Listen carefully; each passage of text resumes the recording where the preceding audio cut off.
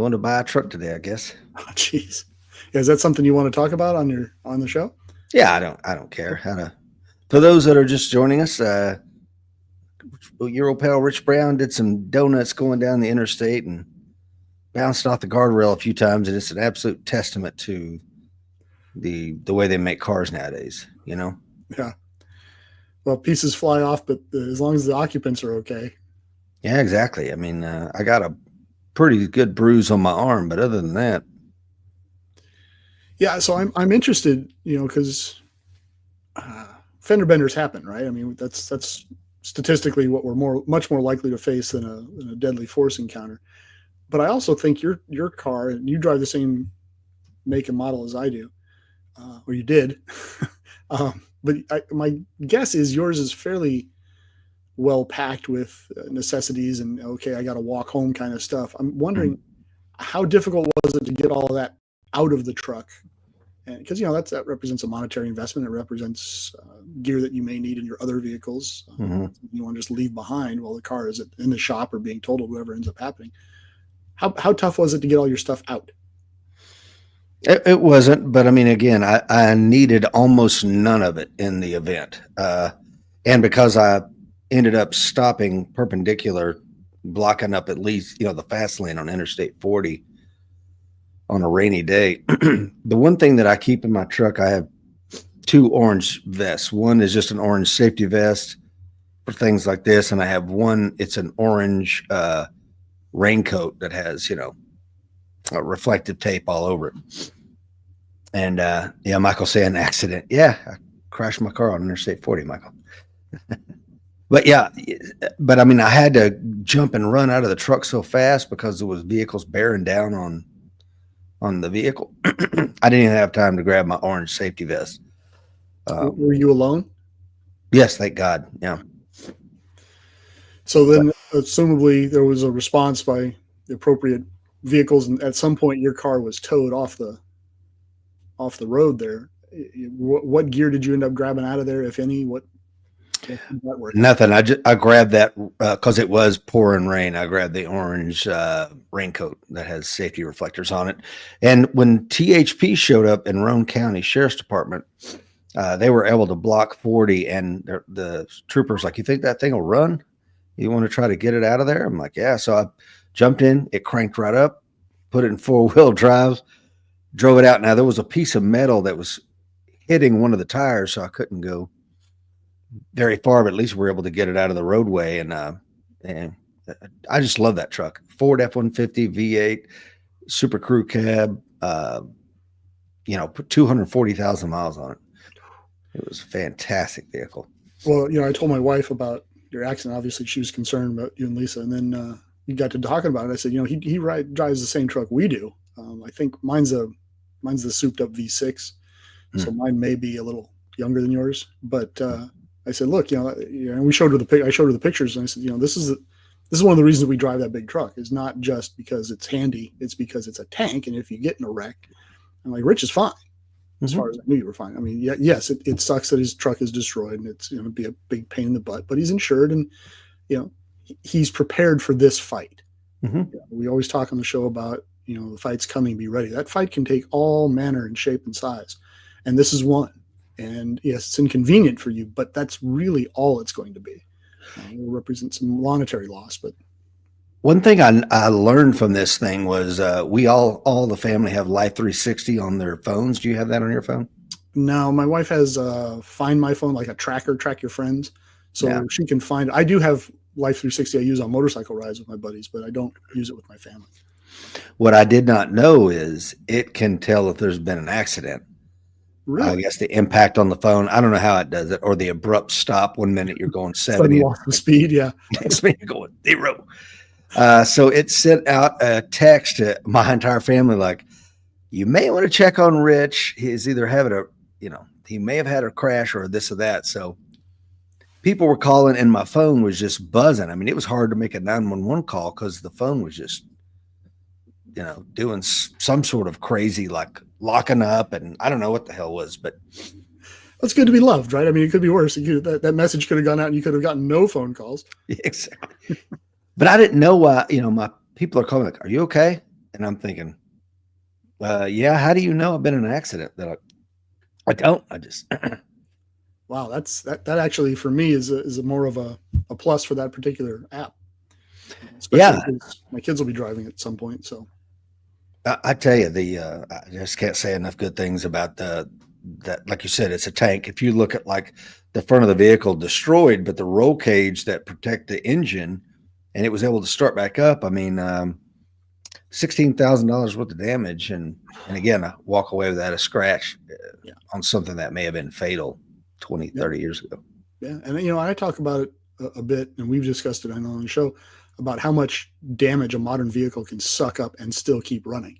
So yeah, Mhm. your car was far from pristine, but and we talked about it on the ambush episode where we were talking about vehicle ambushes. You can still use it to get off the X, right? Had this 100%. been a human assault, and I've been in vehicles that have been all shot to crap. All the windows gone, all the tires blown, engine banging horribly, smoking, pouring oil, and managed to go several miles in the car. Yep. Um, so they do suck up some damage, and they've learned a lot, I guess, from racing. Yes, absolutely. For burning off, letting pieces fly off the car that sucks up energy. That was one of the most popular shows you and I ever did. That dispelling the myths of vehicle close quarters battle. I encourage anybody to go back and look at that. I'm highly proud of that episode you and I did.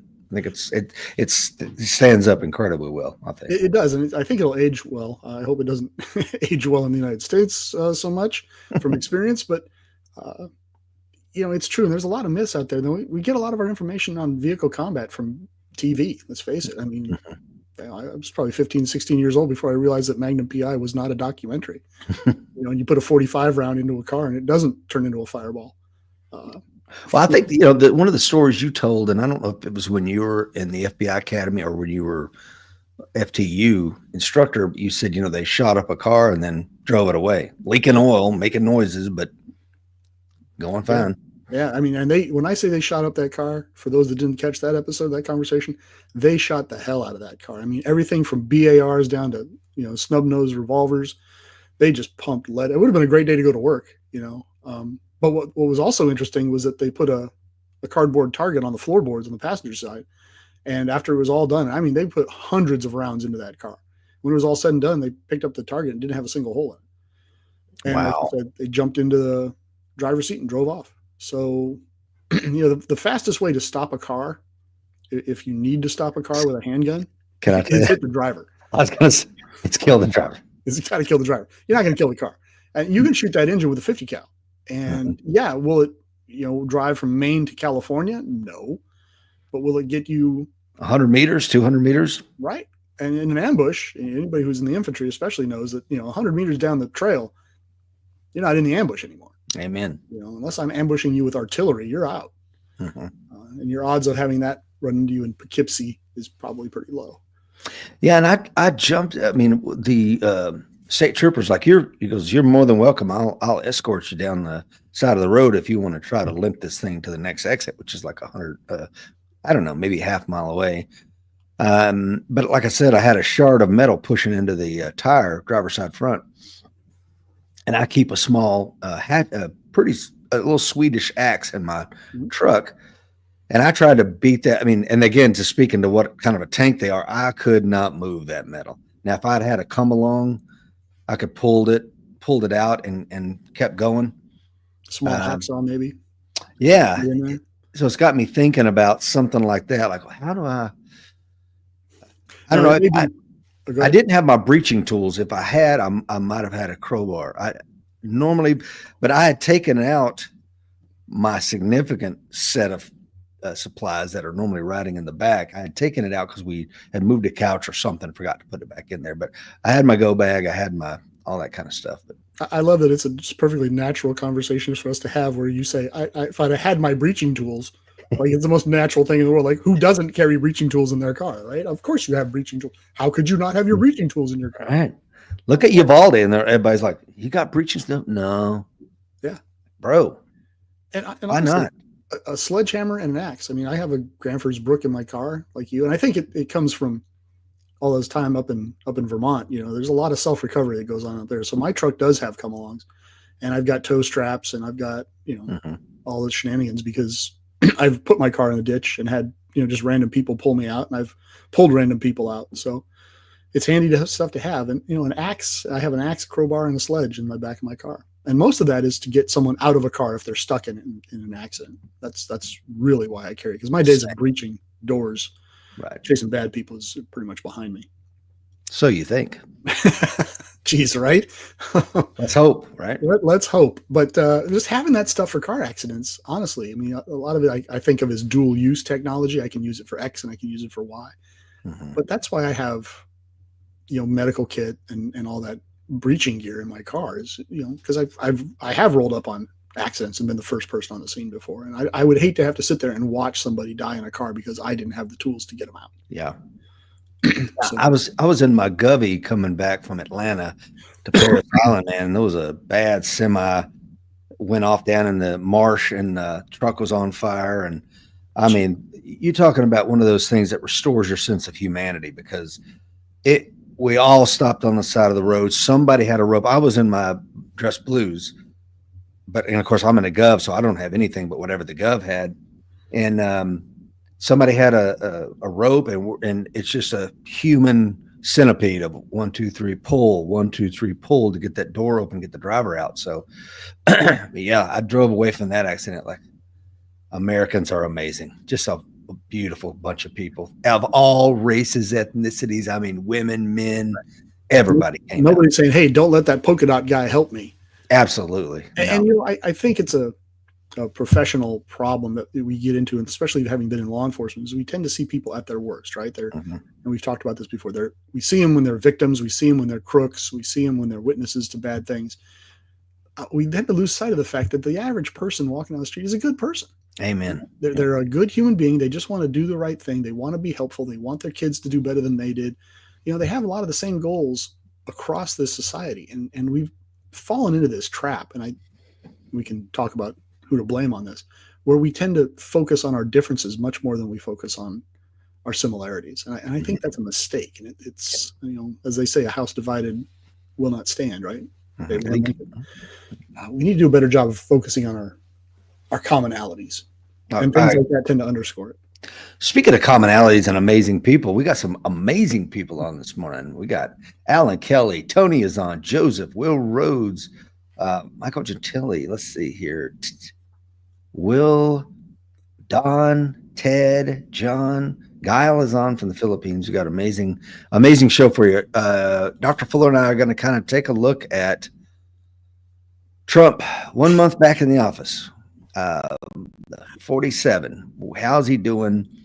And without much further ado, Dr. Fuller, one of the things that I put this slide together because I think he gets America. You could say he's a New York elitist billionaire, and maybe it's his handlers that get it. I don't know. And on some level, don't really care. The upper left-hand corner is Trump this weekend at NASCAR. He's driving beast around. He's during the campaign, somebody come up with this brilliant idea to work for X number of hours and do more than Kamala lying about working at McDonald's. Like, okay, I'll go do it. I'll work in her stead. I mean, going to the Super Bowl, the first American president to ever go to the Super Bowl, like, duh. John Jones, the GOAT of MMA, hands him his title belt when he was running for president. I can go on, but I mean, this guy gets the fabric of America, or am I wrong on that? No, I think you're right. He's and I come back a lot to the moments after he was shot in that assassination attempt. Oh, yeah. Whether you love Trump or hate Trump, you have to acknowledge the man has phenomenal instincts, and he is a deal maker. Now, you may not like the way he makes deals. You may not like his ethical standards in some cases. I get that, and we can kick that around, and I think we should kick that around. But the reality is, he knows his audience, and that works well for him in business. It's working incredibly well for him in politics. He understands where the vast majority of the populace is right now mentally, especially coming off the last 4 years. Yeah. And he really struck a chord in 2016, and it helped that the Democrats lofted up who they lofted up against him. I don't think the Democrats saw the wanton, unmitigated support of the media machine this time around. and they hadn't done a good job of selling Kamala for 4 years. And he saw it, and he tapped into it, and he surrounded himself with the right people.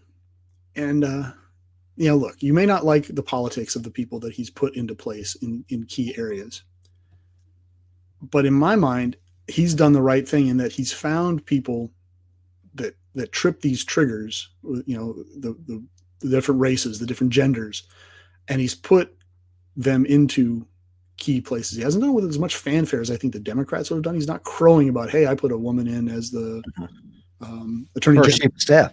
Right. It's my first chief attorney general. I mean, I think he understands that what we want to see is none of us care.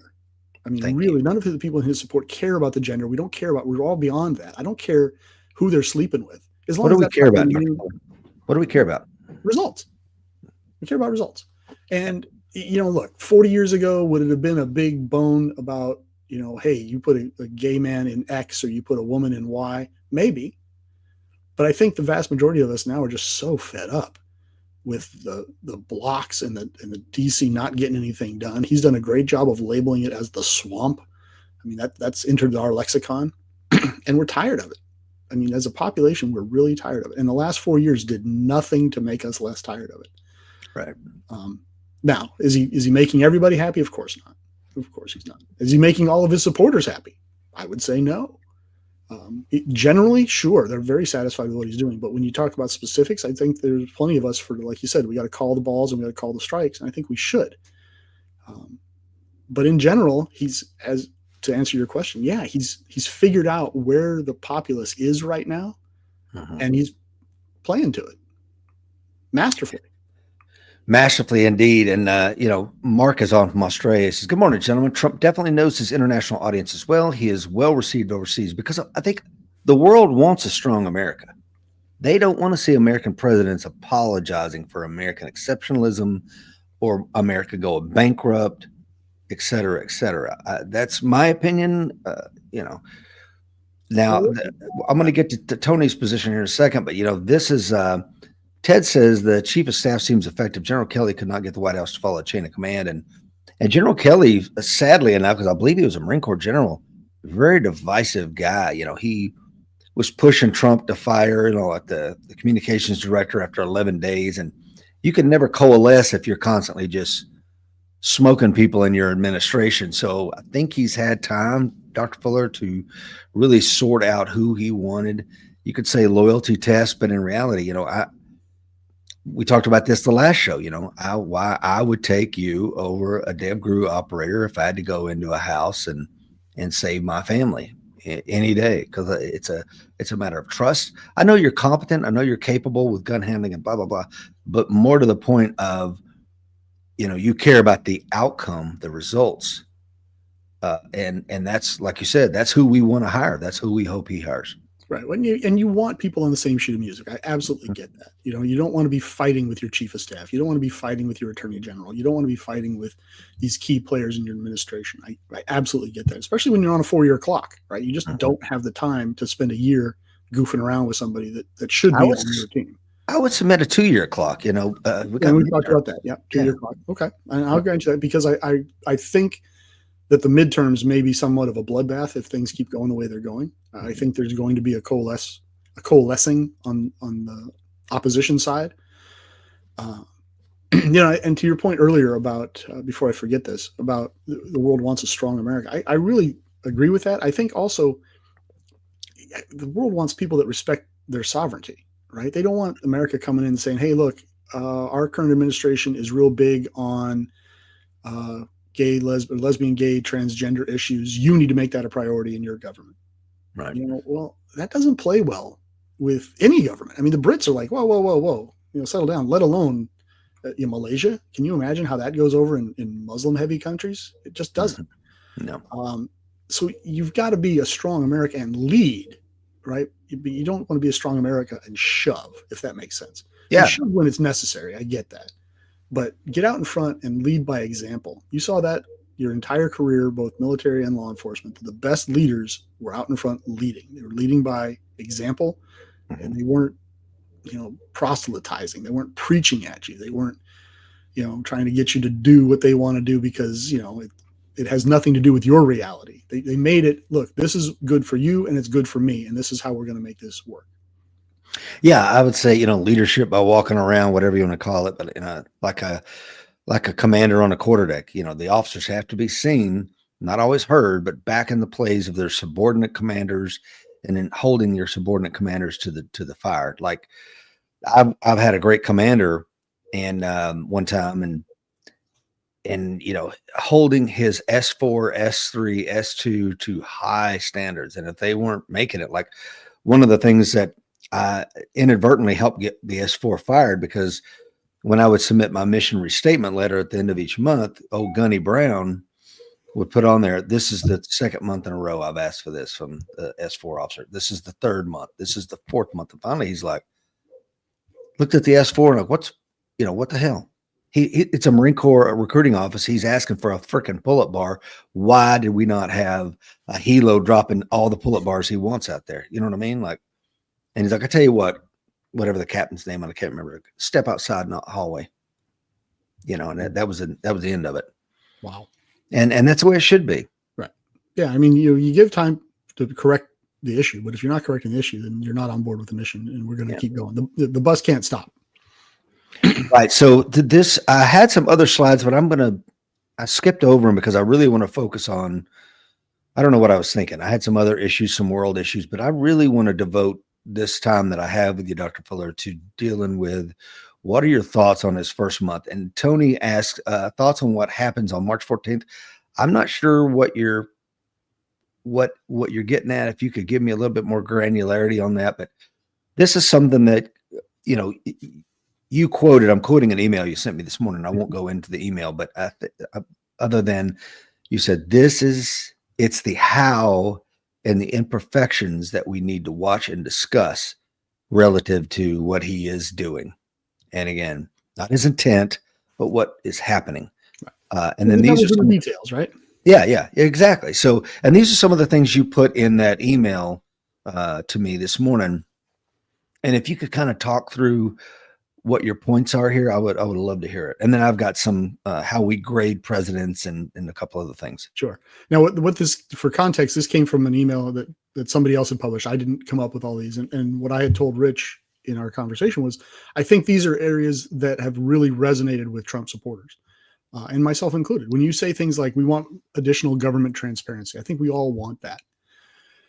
But when you start talking about what exactly that looks like, that's where I think we're going to see a wide variety of definition, because transparency is all well and good until we start talking about nuclear codes, right? Transparency is a great thing until we start talking about secrets. Transparency is a great thing until we start talking about, hey, I'm looking into Rich Brown for, there's been an accusation that he is dealing in child pornography. Well, you don't want that necessarily transparent until the day comes that Rich Brown is arrested, because just that accusation in our society is going to be life-changing for Rich Brown, right? And I'm not saying Rich Brown's in a child pornography. There might be another Rich Brown. But there's a bunch of them out there. There's a whole bunch of them, a lot of them out there. So you have to be cautious in how you're transparent and what you're transparent on. And I think this is one of the issues I think I have with the way the current president is going forth. And I know this may trigger a few of the viewers, but when you decide that you're going to wreck a building, okay, and you're going to come in with a wrecking ball and you're going to smash things up, and it sounds great because we're all so fed up with the way the federal government has been run for the last several decades. That's a great thing, but the problem is there's so much dependent on the way our federal government runs and the way it's structured and the way it spends money and the way it does things, that when you swing that wrecking ball without any precision, with lessened precision, you run a very real risk of doing damage that's going to cause significant downstream problems. And transparency is one of those things. So I think, yes, it's great to do, but we need to be selective in how it's applied. And this is where you get into problems, right? Because who defines the selection? And this will be true on all of these points. If you have a non-government employee like Elon Musk, who's very good at what he does, and arguably good at what he does, but he comes in with zero background and zero understanding of the machine that he's trying to correct, he's going to make mistakes. things are going to get broken that should not be broken. In fact, cannot be broken. You can be transparent. Do you have to be transparent today? Can you set it up so that, look, let's do it intelligently and let's do it appropriately? And, if you want to err on the side of extremism, cool. But when you go fast and you swing that wrecking ball, you run some risks. And I think that's why we see 74 was the last count lawsuits currently levied on the Trump administration since he started. So we want transparency. We don't want to give away the house when we do it. Does that make sense? Am I just 100%? Yeah, I'm on board with all that. I don't disagree with anything. We need, again, it should be not ready, fire, aim, but ready, aim, fire. Right. And I think some of the complaints that will be and should be leveled at Doge, and we'll come to that later, is the ready, fire, aim mentality. Which I get it. We want to, and they've got to move fast, and that's fine. Let the lawsuits stack up. I got no problem with that. I mean, sue away, because we're going to get the courts involved. We're going to get Congress involved when we do that. And that's what I think I'm figuring out about this 47th administration. And that is, sign executive orders at the rapid rate, make them contested, and let's get it codified into law eventually. But it starts with having a bold vision and the courage to put some things out there that will not stand the test of time, that will get shot down, but some of it will stick. Yeah. And what concerns me about that, and I think you're absolutely right. What concerns me there is, like, take the Department of Justice right now. They're the ones who represent the government in lawsuits. So when somebody slaps a lawsuit on the Trump administration in Seattle, it's Department of Justice attorneys that deal with it. Mm-hmm. Department of Justice is a finite resource. It's big, it's finite, but it's also getting trimmed up. Okay. Yep. And there's also people resigning at a very rapid rate. And we'll probably talk about Mayor Adams and the 7 DOJ attorneys that have resigned up there. Yeah. So when you have a finite resource that is diminishing and that you are actively trying to diminish, expending inordinate amount of time defending lawsuits, something's got to give. And what's going to give is going to be criminal prosecutions, because the civil divisions are only so big. Because you have, in federal DOJ, you'll have civil and you have criminal, right? Mm-hmm. That's true in most courts. So the civil guys, there's not that many of them, and they do civil trial work, and they're experts in civil trial stuff. The criminal guys are still attorneys, but they're specialists in criminal actions. At some point, you're going to have to start moving people out of criminal and over to civil to defend these and deal with these things, which is going to reduce your numbers. So, and that may be fine. Like you said, that may be part of the plan, but it is going to have an impact, because you've only got so many attorneys and so many slots and so much money, and you're going to have to put a lot more resources in, because these are 74 lawsuits that didn't exist 3 weeks ago. So now they're being dealt with all over the country, and you're hemorrhaging bodies at a X rate, whatever that is. And you're not hiring new people. So there will be an impact, and we have to be prepared for that impact. Maybe they are, maybe they aren't. And like you said, it will get hashed out in the courts. And, is that going to work out well for us or not? I don't know. I think it works out well for the Trump team, because he can say, he's either going to win or he's going to lose. He wins, hey, look, I was right. The courts agreed with me. We won. Hooray us. We've moved the ball forward. If he loses, curse that swamp. I was stymied by the deep state, and there's no way to prove he wasn't, right? He wins either way. Right. It was another deep state attorney. And most of these lawsuits that have popped up, these 74, are in, I want to say, 4 jurisdictions that are mostly democratically nominated judges. So it'll be interesting to see how that works out. And for the people that oppose his decisions and his work thus far, they understand they've just got to hold on for a couple of years. And not for nothing, folks, but 4 years in a federal trial system is not that long. No. I would also, I was going to say push back, but I don't think I'm pushing back on what you're saying at all. I'm just adding another layer of nuance to it, and that is, I never heard a commander at any level in the military, the Marine Corps specifically, that was like, man, we got too many, we're holding too many Marines accountable for wrongdoing, and the JAG attorneys are telling us to slow down. No, we'll just stack them up and bring your ass and confine you to base and deal with it when it gets around to it and whenever the docket can afford it. But we're not going to stop holding people accountable. And rightly so. It's like, well, so I don't necessarily have a problem with it, but I love the fact that you started your your discussion here on transparency. Let's talk about secure border. Okay. And some of the other things here. Well, the secure border, I read here, and I wish I'd kept the article, that something like 80% of the population polled is in favor of sending home illegal criminals, illegals who are criminals. And illegal aliens is the term in my head. You can use whatever non-offensive term that you want to use that doesn't, upset you. But that's the non-judgmental term I use. And I think everybody that watches this show is generally speaking okay with the fact that, look, if you came here from Honduras and where you committed multiple felonies, and you got here and you committed multiple felonies, you need to go home. I think we're all okay with that. And hiding out in the immigrant community shouldn't be, a pass. And we most definitely shouldn't then give you a phone and put you up at the Ritz in New York City on government. So I think we're all okay with that. I think we need a secure border. I don't think anybody that's watching this show is going to argue with the fact that a nation without secure borders is not a nation at all. I think we run incredible risks just letting anybody walk across the border, and by encouraging them, by rewarding them in essence when they come across the border, by not prosecuting, by not sending them home, by putting them on a plane and landing them in wherever they want to go, and putting them in the middle of an immigrant community of like-minded folks who speak their language, come from their country. Give them a phone, give them a bunch of money every month on a debit card, put them up in a better hotel than they've probably ever seen in their lives, and say, welcome aboard, is probably the wrong message to send everybody back in the country that guy's from. And we saw the results of that. So we need a secure border. I think we're all okay with that.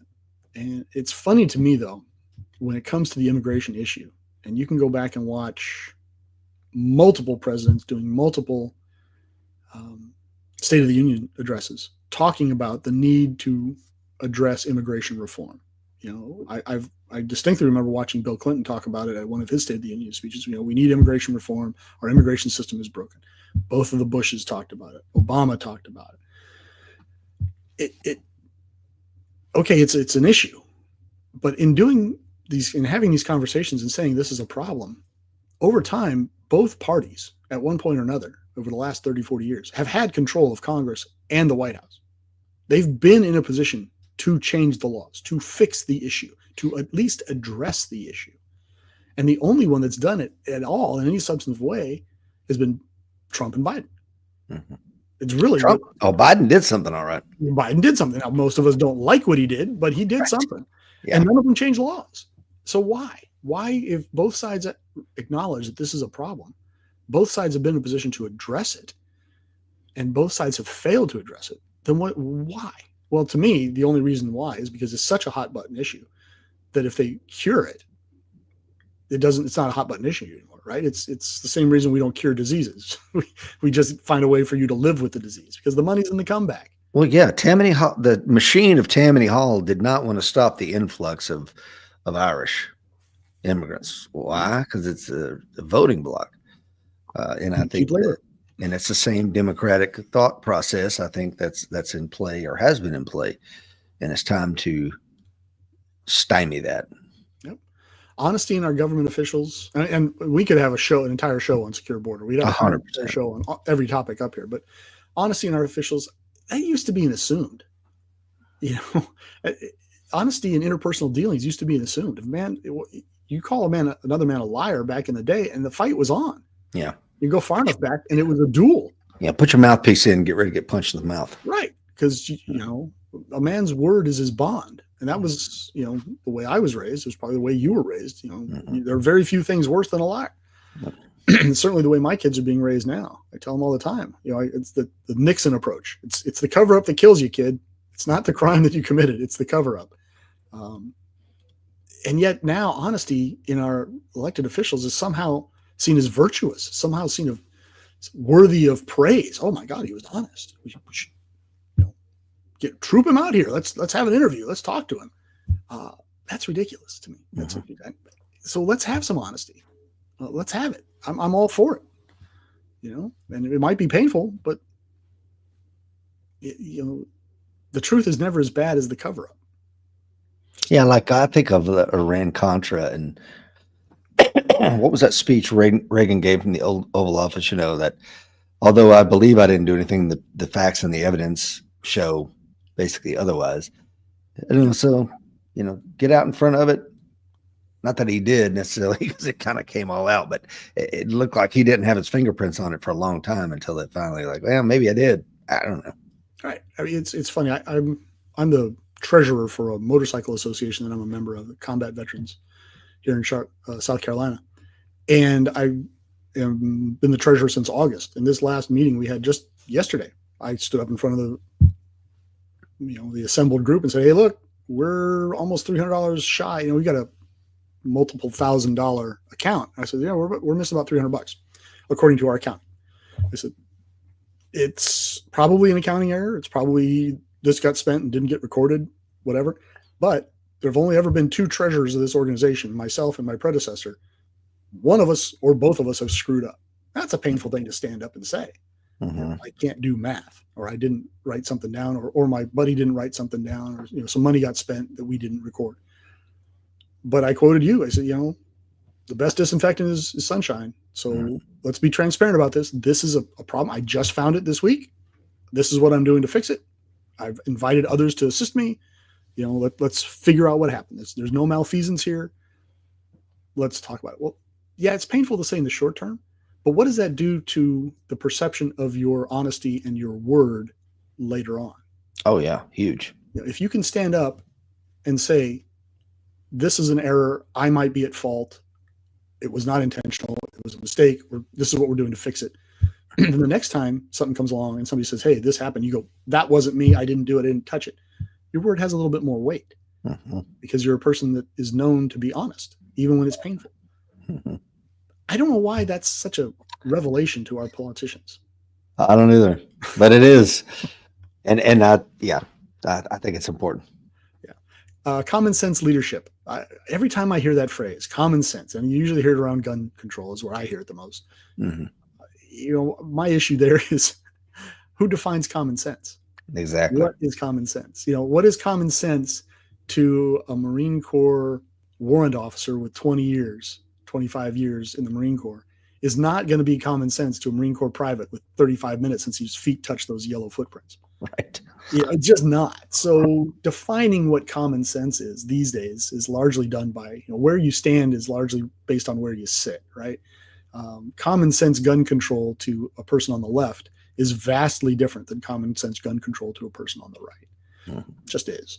So common sense leadership, I need more definition. That's what I'm looking for there. It sounds great. It sounds great to everybody, either side of the aisle. It's just that we define it differently. So let's have it, but let's have some definitions on what you mean by that.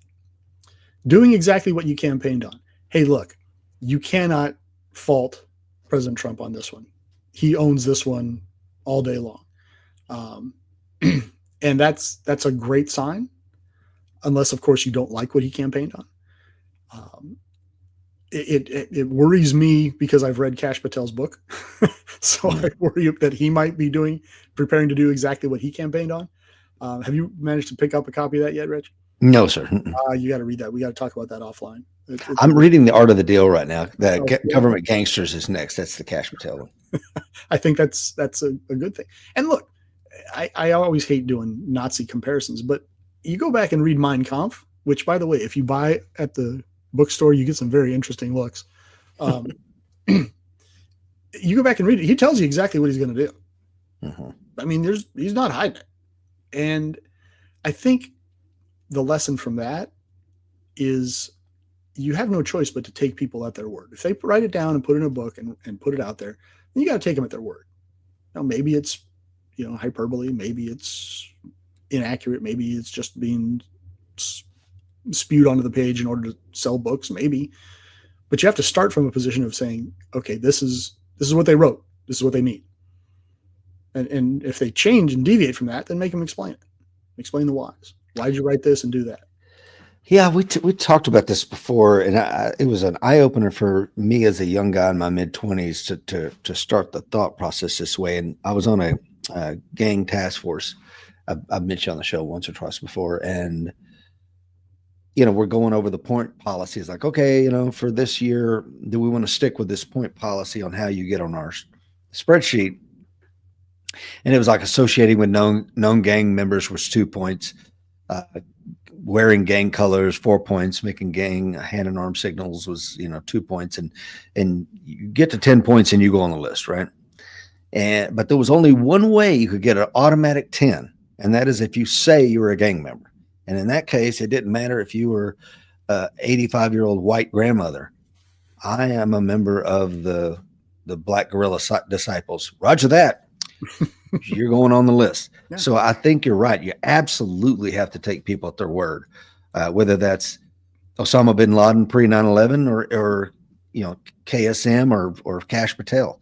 If they say they're going to do something, you really, really, really need to pay attention. We call that in federal law enforcement a statement against interest. Right? There we go. A strong military. Hey, look, we're all for that, I think, but let's not lose sight of the fact that we already had a strong military. Now, were we making strategic errors that could have weakened it and weakened our position? I think so. Hell yes. I think that's a very easy argument to make.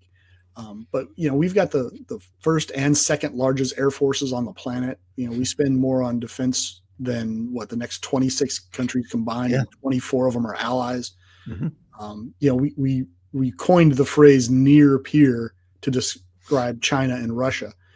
The only reason either of those countries is even in the conversation, frankly, is because they have nukes. Mm-hmm. You take away their nukes, however you want to take away their nukes, and neither one of those countries is going toe to toe with the United States. No. Now, if we try to invade China or we try to invade Russia, would their overwhelming weight of numbers have an impact? Of course it would.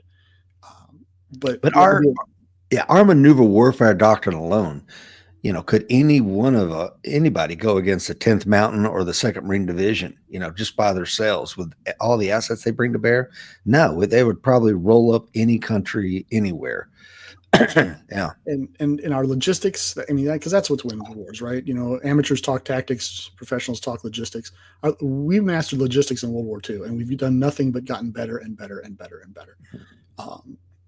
We have a depth that a lot of places don't. Where we're lacking, I think, is our production capacity. That needs to come back online. I think that would do wonders for creating a strong military, because we're largely the gun store for the world. We mm-hmm. produce most of the guns, we export them. It's how we make a lot of money in this country and have traditionally. It goes back 100 years. As we were playing both sides against the middle at the early part of the 20th century in terms of supplying guns. But making decisions that strengthen our military for the long haul, I think they're a good thing. And I think that we can all get behind that. Let me talk about that real quick, because I have friends that are retired 05 and 06s that went to work in stayed as contractors in the military or taking SES positions, whatever, especially in the recruiting realm. And when I talk to those folks, and no disrespect to them, I think they're somewhat delusional because they're inside the problem. Yeah, COVID hurt us. We haven't really recovered with recruiting since COVID and COVID. I'm like, it ain't COVID, man. And it ain't the shop mandates. It's the social experimentation that's been done, and watching Afghanistan fall the way it did, and a whole lot of other strategic errors. Like you said, on paper, yes, it's a strong military, but if it's weakened at what it is and what it's designed to do, I can't, after 14 years on recruiting prior to the election, recommend any young American join the military. Now, perhaps I could. And I think we're seeing that, Dr. Fuller, with the Army has posted the strongest numbers December, January. We'll see how February shakes out. They're breaking records already. You know why? I think because it's a return to lethality. I think it's a return to, you got Pete Hegseth out there. Say what you want about the guy. but he's PTing with the troops in the morning. I mean, and people are like, yeah, this guy's a major. He's never commanded anything larger than a company. Don't care. You got a huge staff of advisors that can get you on board with some of the other nuances of the job, but just somebody that is carrying the torch in a way that people can rally behind, I think is incredibly important. What say you? I agree. Leadership's leadership, right? It takes the same leadership capacities to lead, people around an office as a general as it does to lead, troops around the field as a Marine corporal, right? Mm-hmm. And I think that this guy, if he adheres to those tenets, then there's plenty of generals roaming around that can, turn that action or turn that leadership into action. There's plenty of subject matter experts. You just need somebody to guide the ship. Mm-hmm. Have you seen the new Army commercial that they did about the guy just lifting weights? I haven't. I heard about it. Basically, it says, it's harder to kill strong. It's harder to kill a strong man. Or a strong person's harder to kill. Yep. I saw that done with a comparison of kind of the cartoon "My Two Moms" commercial that was floated around during the Biden administration. I threw up in my mouth a little bit, sir. Terrible. I understand that because think about who that commercial is directed towards. Is it directed towards an 18, 17-year-old kid that wants to go out and jump out of planes and live in the swamps and shoot people in the face? Or is that directed at, a different demographic? Mm-hmm. Maybe a 45-year-old lesbian mom that's worried about, their son or daughter or whatever going into the military. If you want to recruit teenage kids, you've got to talk to teenage kids. Yeah, to a lesser extent, I recognize I'm preaching to, the choir director here. But yeah, to a lesser extent, you have to address the parents. The parents are a factor, certainly. But if you don't get the kid hooked, the parents are immaterial, right? So how do you hook the kid? Well, you appeal to the things that little young men want to do. Amen. So, and to your point, if you don't do it now, then where are we in 10 years? Where are we in 15 years? Do we really want to go to war with Biden's military? Or do we want to go to war with Trump's military? Exactly. And I think this also tiptoes right on into the end to political indoctrination in our schools, because my friend Michael Gentile, if he's still on here, when I was pretty young into recruiting, he's like, you know what you're doing, Rich? You're growing Christmas trees. And I'm like, what do you mean by that? And he's like, well, your indoctrination as far as the military service in the military is starting very young and it's growing. And then when it finally gets to maturity at the end of their junior year and they can finally make a decision to, become, now you're harvesting. And I'm like, man, he's absolutely right. That's exactly right. And so I took that mentality. I don't think I ever told him this, into when I ran the high school community college program for the Southeast United States. And I was out there in the schools and the HBCU universities and all these things, developing relationships so that I could exploit those relationships for government service. But yeah, and weakness does not sell, brother. No. Nobody wants to join. Nobody wants to climb onto a sinking ship. No, sir. I look at my own journey into the FBI. I started thinking about the FBI when I was an undergrad. Actually, I started thinking about law enforcement when I was in high school. And I didn't go in the FBI until I was 30. So how did that happen? Well, exactly. Seeds were planted a long time ago. Watered, yeah. Mm-hmm. And then they showed me a pay chart when I was 30. And I'm like, ooh, I'm in. So Captain 03 or journeyman FBI agent. Right. Let me do that. Let me do that math. How much artillery do you get shot at in the FBI? I'd say 0.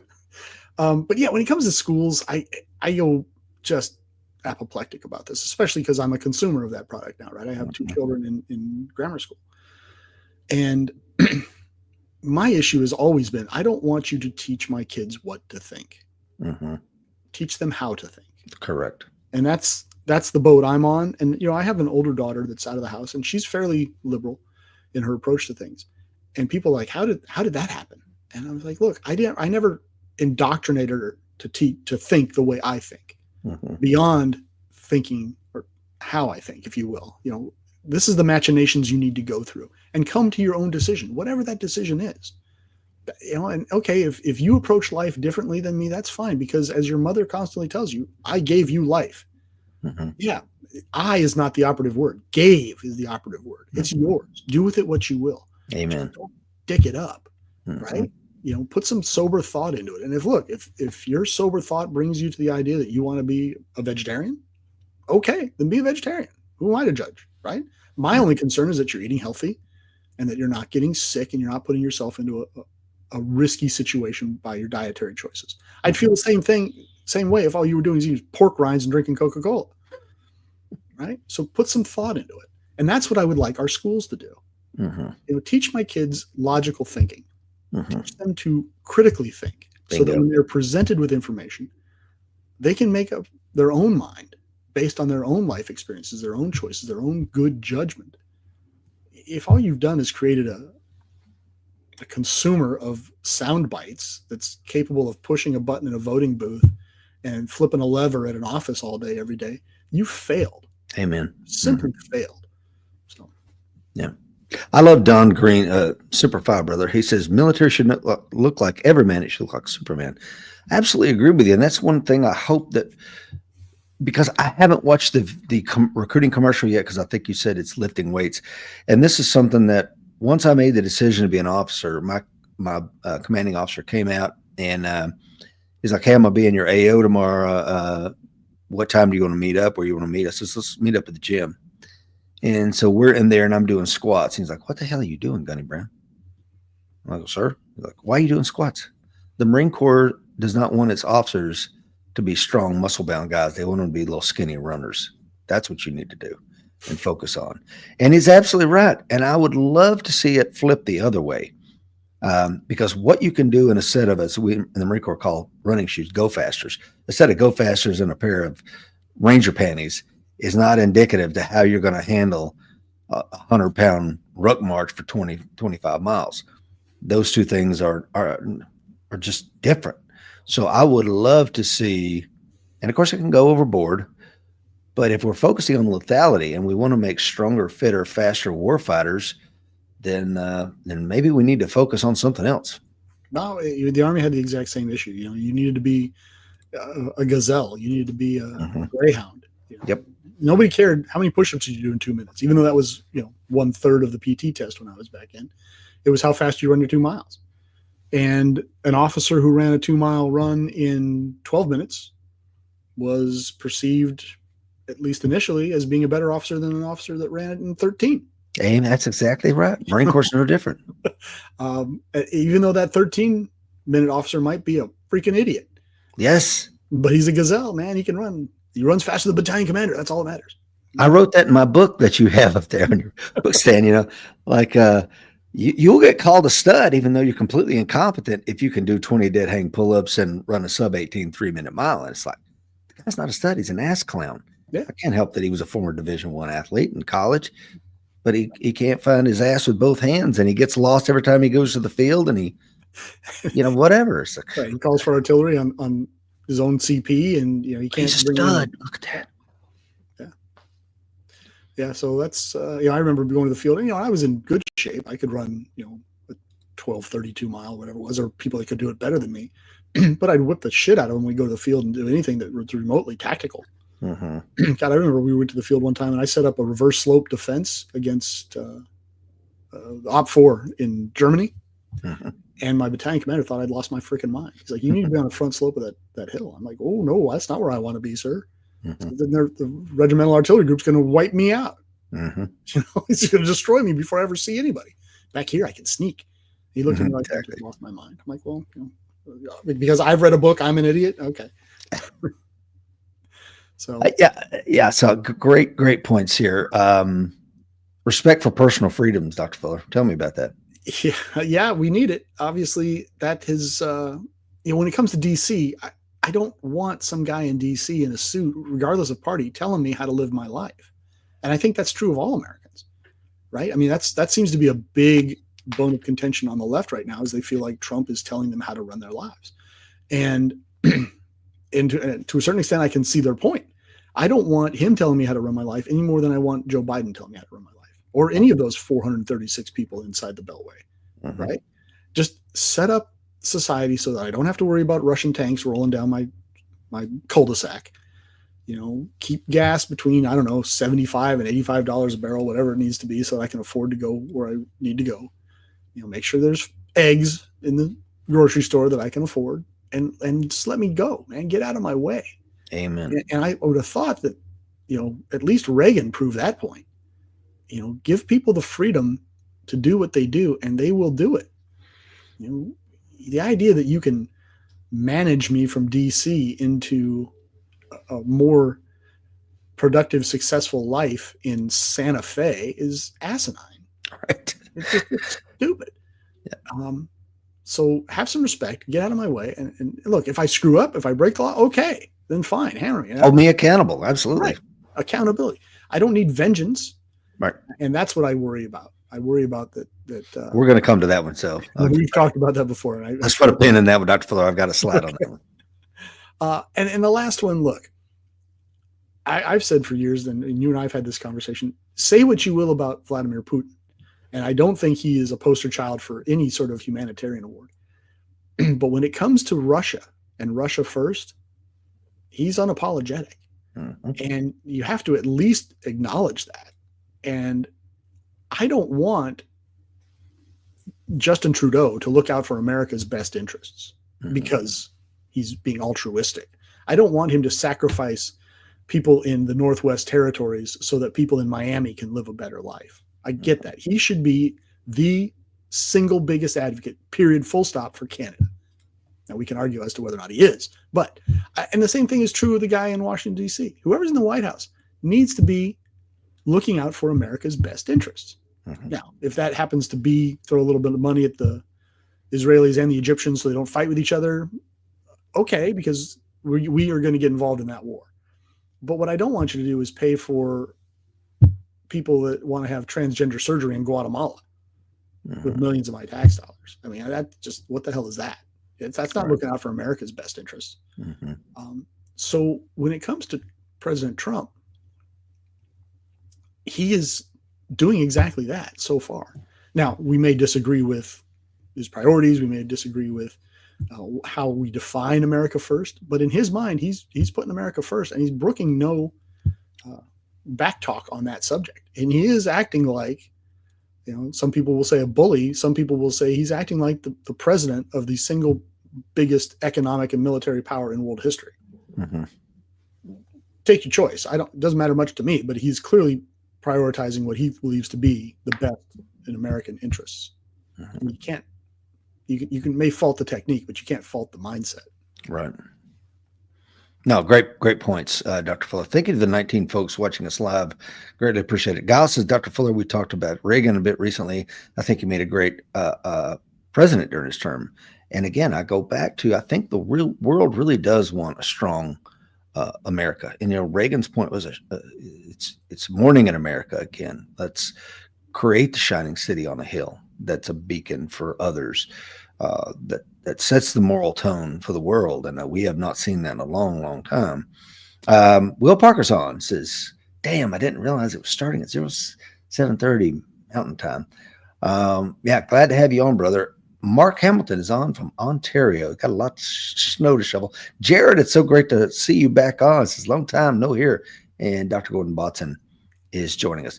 So now let's dig into, I said this last week, and I mean it. Don't fall in love with the buzzsaw, guys, because eventually Doge is going to grab something you love, like your fleece hoodie, and pull your ass into the buzzsaw. So be careful what you root for. And when they start lopping off appendages of something that you love, you're going to have to cheer just as loud as you did when they were shuttering things that made you ill. Yeah. Before we jump off of America strong, I want to throw out real quick. A lot of people want America to be strong because they're so dependent on America. And we've kind of crafted a world that is very dependent on American power. Witness the defense of Europe, the Pax Americana, that you can make a good argument that's been in place for 80 years until the Russians rolled into Ukraine.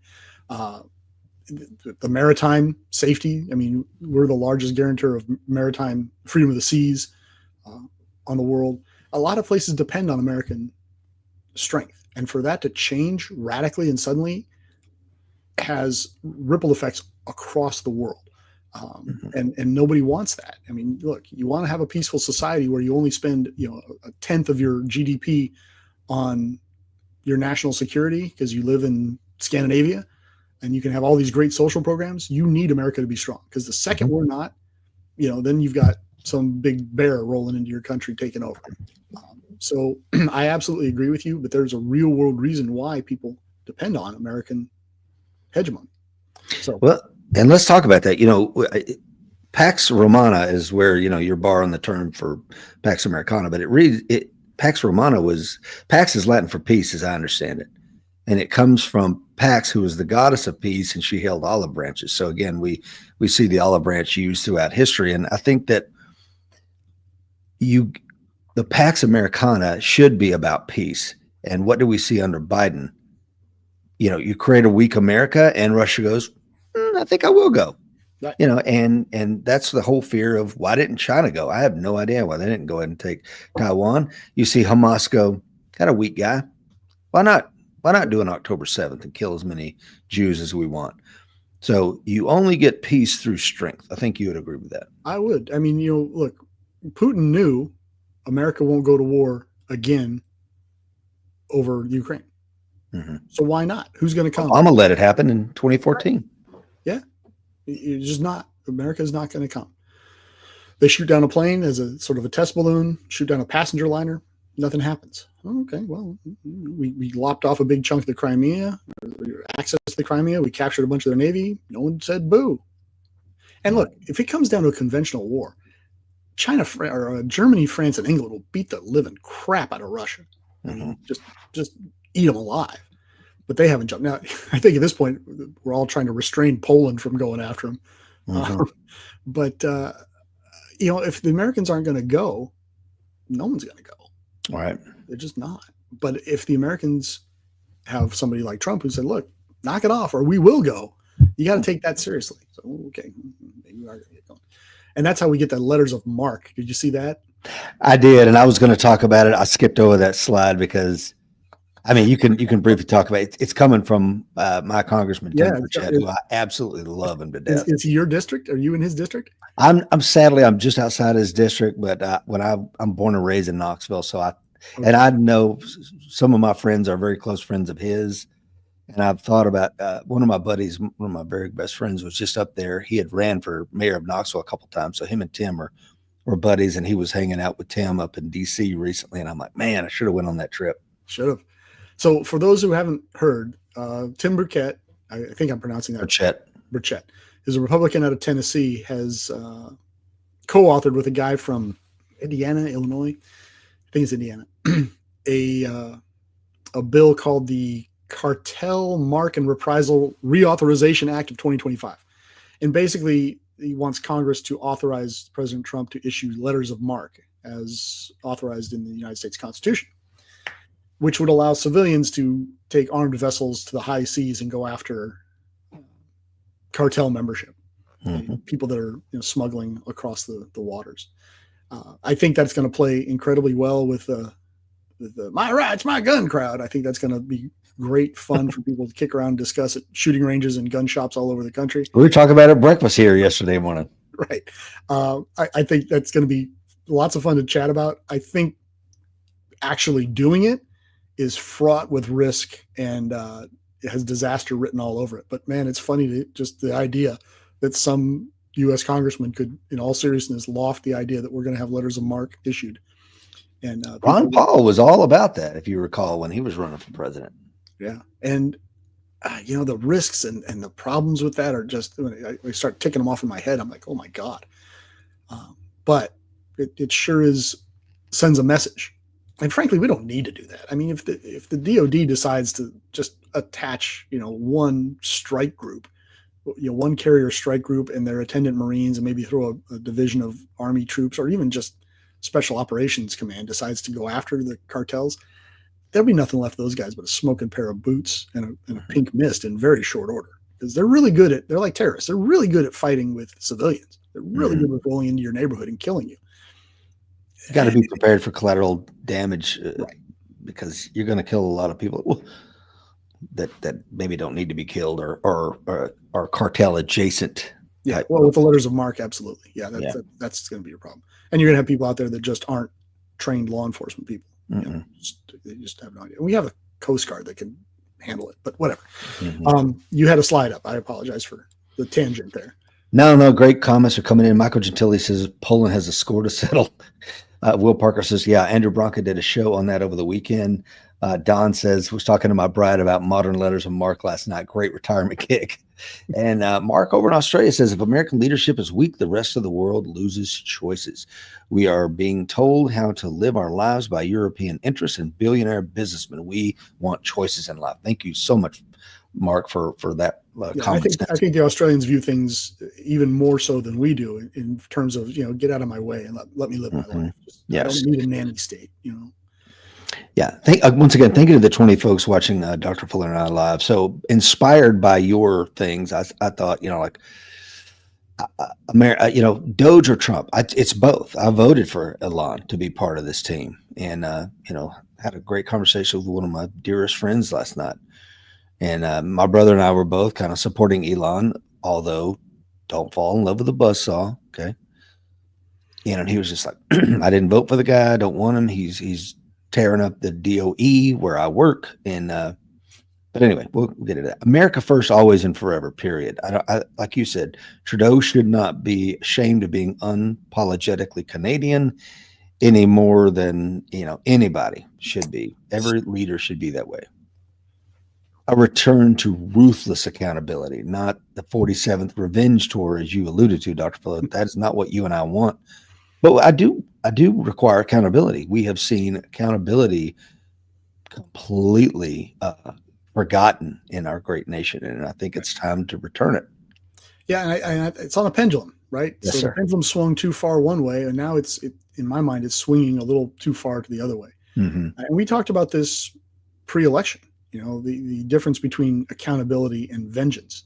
Mm-hmm. And it's largely a matter of definition. Where you stand depends on where you sit. It's very easy for me, for example. So the FBI got on the outs with President Trump the last time he was in, largely due to the actions of Jim Comey and some of his leaders. And don't get me wrong, I like Jim Comey. I met him, talked to him, worked directly for him. You invited him to your wedding, didn't you? I did invite him to my wedding. I did indeed. Couldn't make it, but he sent a really nice email instead of, he could have easily sent me to Montana or Guam or something. He didn't make it. So I like him personally. I think he's a very personable guy. I don't like some of the decisions he made, and I think that they have had massive unintended consequences. And it basically started a war with President Trump. And so now you've got him coming in and saying, this is going to change. And I don't think you'll find a person in the FBI. And I'm using the FBI as a straw man, if you will, a setup so you can kind of extrapolate this into other branches of the government. You won't find very many FBI agents that will tell you, anything. You got to get a retired or a former FBI agent to tell you something. But we won't say the FBI doesn't need help, doesn't need fixing. And I talk about it in my book, which you should all buy. Painting over rust, ladies and gentlemen. Award-winning. And you called it that for a reason, Dr. Fuller. Painting over rust, right? Right. And it seems even more prescient now, right? It seems like I might have known what I was talking about. But you have to use a scalpel because the FBI, like it or love it or hate it, a lot of agencies depend on it. A lot of places depend on it. And it does a lot of very, very important work. And look, you and I have talked about this. If you want to disassemble the FBI and make it go the way of the dodo, okay, you can do that. But understand that, one, there's a whole lot of laws you've got to navigate through. A lot of laws that you just can't waive your executive order and make go away. And you have to understand that there's a lot of things that are being done that we want done that we don't want to go away. That the FBI who's going to pick up that mission set? Right? Can we all agree that that's an important mission set? Right. I think we can. It's not just okay. We're the tools of the deep state. Okay, that sounds great. But it's like my career. I spent half my career chasing pedophiles, right? Child pornographers. I spent a big chunk of my time chasing bank robbers, armed bank robbers, people with guns going into banks, robbing banks. I don't think we want those guys getting off the hook. Chasing terrorists across Afghanistan, bro. Right. Come on. Yeah. I mean, these are things that, the FBI is doing. The FBI is the lead agency for counterintelligence. period. Mm-hmm. They're the ones chasing the spies. Well, if you take the FBI out of the equation, who's going to chase the spies? You can get other You want agencies. the CIA doing it here on Well, US now you got soil? the CIA operating domestically. Hell We don't want no. that. Do we want to do that without a conversation, without public debate? Mm-hmm. Maybe. I don't know. But if you do things too quickly, you run the risk of things falling through the cracks. Mm-hmm. And that's the concern I have now. And look, you can't just come in, as much as you may like the idea of, okay, we're just going to go in and we're going to clean house. We're going to fire all these people. You can say that. And you can come in and you can say you're all fired. The problem is there are significant civil service laws out there, not just policies, but laws that say you can't just fire a civil servant. You have to go through these steps. You have to fire them for cause. You can't fire them because you don't like the politics of their boss's boss. And and that's there for a reason, right? Because we used to have this problem with, as you mentioned earlier, Tammany Hall and some of the other places where it was just a big system of patronage. You couldn't get a job as a firefighter if you didn't have somebody in government that sponsored you. Mm-hmm. And we can all agree we don't want that, right? Because it's cool when my guy's in charge. Mm-hmm. But do you really want that when the other guy's in charge? I mean, look at the last 4 years. Right? Do we really want that guy picking out, who's down here doing the policing and who's, who can't be a police officer because they didn't vote for me? I don't think that's a standard we want to set. I don't think that, we want to set that precedent under our guy going, hey, this is great. Our guy is up there and he's doing our thing and he's doing it for us, because that precedent opens the door for the next guy who isn't our guy. Let's say the next election, which President Trump cannot run for, let's say it goes to Gavin Newsom. Now he's making these decisions. Is that the precedent you want? Now he comes in, and here's a scenario I painted for my wife recently, because as most of the viewership knows, she's still a serving FBI agent. You come in and you say, okay, everybody that worked on the January 6th cases, you're gone. You're just gone. And we all heard about that list that was floating around and ended up with several thousand names of FBI personnel. Arguably not all the right names, but we can talk about that offline. But he comes in and cleans house. All those guys are gone. And now the people that are left, you're all going to go work immigration. And that's what's happening right now, just so the viewership knows. The FBI is being retooled and pointed at the immigration issue right now to help out with DHS. And I pointed what happened in Denver last week as a good example. So, okay, so they spend 4 years chasing people that are here illegally. Okay, and that's cool and it's legal and it's sanctioned by the guy at the White House and everybody down the chain. Right? He's out the next time and Gavin Newsom comes in, or somebody further to the left than him. He comes in and goes, you know what, immigration, that was done poorly and it really upsets me that you did that and I don't like it. It was gross government overstep. I want a list of everybody who worked on immigration issues over the last 4 years on my desk in a week. Yeah. Okay. So that list gets generated, goes up to DOJ, and DOJ says, all right, you're all fired because you worked on something that was legal, right? That you may have found distasteful, and you may be Special Agent Ana Garcia, a second generation American citizen with parents from Mexico. You may have found that very distasteful and you may have protested against it. You may have slow rolled it and you may have griped and groused and told everybody that would listen, this is gross overreach. I can't believe we're doing this. But you did it anyhow, so you're gone. Right. So then what do we have?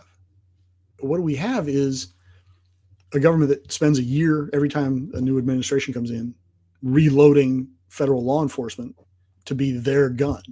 Mm-hmm. And then they pointed at their priorities.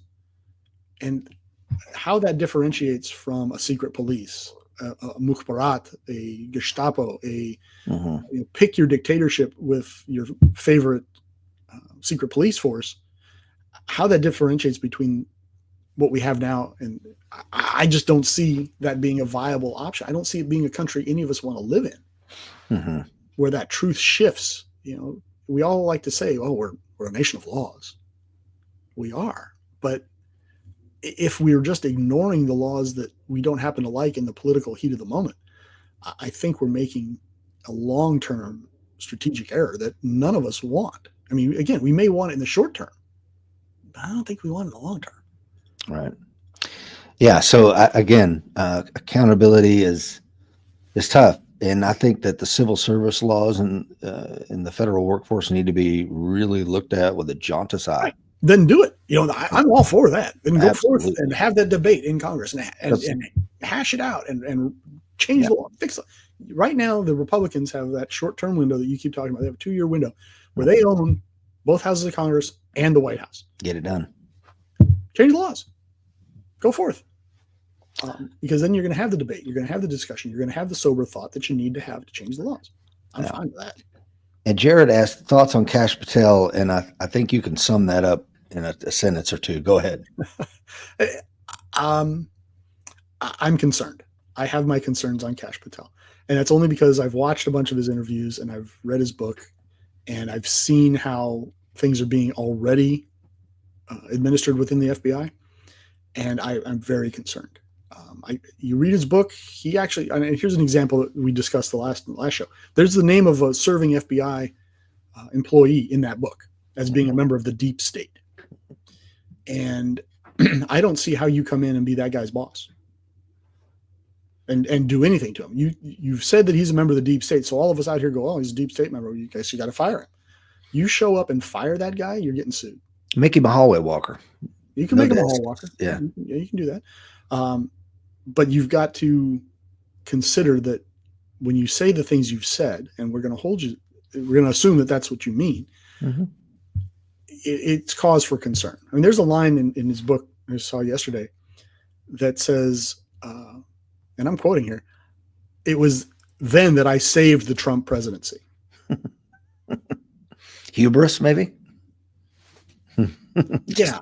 And so, look,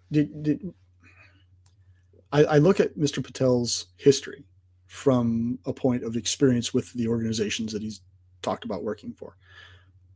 He simply doesn't have the level of experience. And at this point, I question the maturity level that he has to effectively run the organization. Now, that being said, if he's coming in there to function the FBI and address internal issues, make it better, and go after the criminal threat and the counterintelligence threat that are out there, he's not the right guy. Mm-hmm. If he's coming in to burn the place to the ground, to trim it from 35,000 employees to 10,000 employees, to run a bunch of people out that the perception is that don't need to be there, then he's probably the right guy. If he's coming in to run the organization as a direct link to the current president, he's that right guy. So the question, what do you think about Kash Patel? Look, it really depends on, again, where do you sit? Are you looking to have the FBI be effective and maybe trim down and do what it does better than what it did last week? Probably not the right guy. Yeah. Michael Gentili says, wasn't the FBI that Comey used to set up Flynn or Ray or go after Catholics? And before you answer that, if you want to answer that, I would submit that you can. I liked some people that when I was a corrections officer, they were my inmates. I'm glad that they were in prison and hope they never get out. But in that context, they were decent person. But I mean, I also could read their charge list and see what they're convicted of and go, man, I hope this guy dies in here. Yeah, there were people that loved Saddam Hussein. Yeah. I mean, there are people that absolutely loved him. So context is important, and I would submit that from your context as a sitting agent at the time, Comey was the director, may have been one thing, but for those of us outside the organization, I would love to see that guy get an ounce of accountability. Well, and there's absolutely nothing wrong with that conversation. And I'm the first to admit that I may be too far deep into the forest to really see all the individual trees, or I may see too many trees and not see the whole forest. So did Comey use the FBI and weaponize the FBI against Flynn? I think that's a bit of an oversimplification, because the director just doesn't have that level of granularity. He just doesn't do it. Now, if the investigation gets started out of headquarters, then that's a different animal. But just like headquarters DOJ, they don't do a lot of investigations out of headquarters. Mhm. So when you read about Kash Patel talking about, well, I ran this investigation and that investigation, that's just not how things work. Hell no. It's just not. It's like somebody saying, well, here at Marine Corps headquarters, I was running the assault on Iwo Jima. Were you? You were one of many cogs, my man. Right. And oh, by the way, you were a captain at the Pentagon. Were you? It's right up there with the idea that Ollie North was running some whole gun scheme out of the Pentagon as a lieutenant colonel. As a rogue lieutenant colonel. Come on. Anybody who's in the military knows the lieutenant colonel in the Pentagon's fetching a spoon for the guy who's fetching coffee. Mm-hmm, exactly. So saying that the director had, undue influence in starting those cases is a bit of a stretch. That being said, when you're investigating somebody that's very, very high level political figure, especially, it goes all the way to DOJ and it goes to headquarters FBI. So, and I've talked about it here before. I had an investigation going once on a sitting governor in Vermont, and it started with a sitting mayor and police chief in Vermont, and that went all the way to DOJ, and that went all the way to FBI headquarters. Just talking about looking into a mayor and looking into a police chief. So that had approval at those levels. Now, was it going to the attorney general? Was it going to the director of the FBI? No. By the time it got up to looking at the governor, yeah, it was. Oh, yeah. But then I also got a letter of declination from the U.S. Attorney's Office. Nope, we're not going to prosecute this. So you can do what you want. You can investigate what you want, but we're not going to prosecute it. And if I remember correctly, the tentacles on that one went into a whole lot of different places that probably nobody wanted to explore. So dark corners. Right. Yeah. So, don't ask the question if you can't handle the answer, I guess. And of course, as a young, fired up agent, I'm like, nah, screw it. Yeah. Cookie crumbles the way it crumbles. If you dance with the devil in the pale moonlight, I'm coming for you. Settle down, hero. That's why you should be the director of the FBI, Dr. Fuller. I'd be happy to be a consultant. The director, Yeah. The other thing is, cut every damn penny of government waste, fraud, and abuse, and encourage a Lean Six Sigma approach for all American business and entities. When my son was with Sandia National Laboratory, he worked a lot with CISA, and one of the products that he was, I think, the sole programmer for was a product that CISA was going to give to every American business, and that was it's called Logging Made Easy, and it was a way that he was writing a program where any business in America that doesn't have the funds for their own cyber team can pull this down and off the shelf free technology that they can plug into their organization and make them, no more ransomware, no more malware, no more anything. And it's free. The government's giving it to you. Same thing here. Encourage Lean Six Sigma approach to all American businesses. And then that's something that, I studied a lot. I got a green belt in it. Michael Gentili, my good friend here on today, I think he's a black belt trainer in that. It's an amazing thing. So go ahead. And as far as that goes, I think it's great. I just understand that what's part and parcel of that is thought, sober thought, intelligent thought. And it needs to happen. I mean, and a lot of times, and you saw it, government bureaucracy just gets in its own way. And that's what's, I think, disturbing about DOJ for a lot of people is it's just not bound by the government bureaucracy. It's not going slow. It's going fast. And, Well, anybody that starts a conversation with, this is the way we've always done, I'm not interested in that conversation. No. You can take it outside and go smoke a cigarette and walk around the building. I'm not interested in anything. Yeah. This is the way we've always done it. I mean, there's plenty of examples of, one of the funny ones that I always like is the wife is making a meatloaf and she cuts off a piece. Have you heard this? Mm-mm. It's like, why you do it then you cut off a piece, and I don't know, that's the way my mom did it.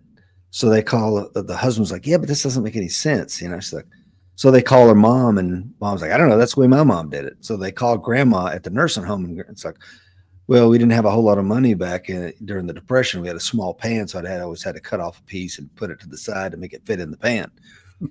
It's like, I don't care about that. So, and that's where that entrenched mindset, having a Doge come in, with big balls and all these other clowns that have, 160 IQs that are looking, I could see the trees here, bro. You can't, I can.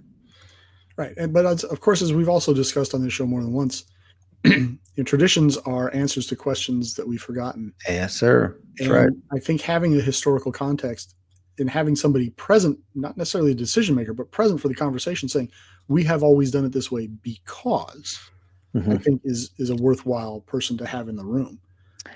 Do you know where the distinctive high collar comes from on the Marine Corps dress blues blouse? I always thought it was because of back in the day getting, trying to have some level of protection about getting stabbed in the neck That's by, exactly right. by From sword some, combat. some sort of evil doer somewhere. Yeah. So again, that's an example, I think, of what you're saying. It's an answer to a question we forgot. So the high collar, the term leathernecks comes from that when they were soldiers of the sea and they're sword fighting on the slippery decks of a pitching continental frigate. You could protect your neck from a sword blade. But again, in that context, we're not sword fighting people on a frigate anymore. So in some sense, that metaphor only goes so far. I do love that metaphor. I use it all the time. Traditions are there for their answers to questions we've forgotten. But sometimes, as we've talked about on this multiple times, there's a great example of where doctrine is like, why does it say the Marine Corps can only go 50 miles ashore? Yeah. And it's like when you go back to everything, you find that because of limits of a biplane and their fuel endurance. Well, nowadays we can fly from. Yeah, it's not an issue. But that's why I say having the historical context present for the decision maker, I think, is important. So, okay, do we need the high collar, for example, anymore for sword fighting on the deck of a sailing vessel? No. Do we want to keep that high collar as a nod to tradition? It's a different reasoning, different conversation, and maybe the conversation is yes, we do, just purely as a harking back to our history, because God knows Marines are huge on their history. Yes, they are. But at the same time, could a guy come out and say, "Yeah, we're not fighting with swords on decks anymore. Get rid of that damn thing. We don't need it." Okay, and uniforms change, right? I mean, look at the Army uniform now; it bears no resemblance to the one I wore. So they went back to the old World War II look. I love it. Yeah, I do too. I think it's great, but missed me completely. But this is my point: you need to have these things on the chopping block, but have somebody present for the conversation, even if it's one guy that doesn't actually have input. Like you've always said, I would have a national historian as part of the staff, again, so that you can at least have the historical context for why these things were done. And maybe they're no longer relevant and they need to be gone, but you're putting the sober thought into it. You're having a conversation. You're not just going, good idea, ferry flew through, and here's a good idea, and there's a good idea, and there's a good idea. How many times do you see that in recruiting command? People would show up as a new commander and just full of grand and glorious ideas that you're like, yeah, that ain't going to work, boss. We tried that 5 years ago. That ain't going to work, boss. We tried that a decade ago. That will work, but you got to do it this way. I mean, how many times did you have that conversation just in your own experience? Before you even said that, Dr. Villar, I was thinking of a time where, again, it was during 2005 and the Marine Corps' mission, and every newspaper in America was carrying that story, and it was a black eye for the Corps, and I got invited to go on this little junket, show up at this resort. Don't bring any uniforms, come in civvies. We're going to just whiteboard this whole idea. And there's like 6 of us there. And the colonel that was running it, a good friend of mine was a captain who was there. And he says, okay, what's step 1? And my buddy goes, sir, I think step 1 is to question doctrine. And that colonel goes, we will not question doctrine. That's the dumbest thing I've said. And that was the first thing of this 4-day event. And it was a waste of money because after that, everybody's like, I'm not saying a word. No, why would you? And if we're not questioning doctrine, we can go home. Right. But that speaks to that individual's leadership capacity. Right. I mean, and I've said this about, organized religion, politics, pick something.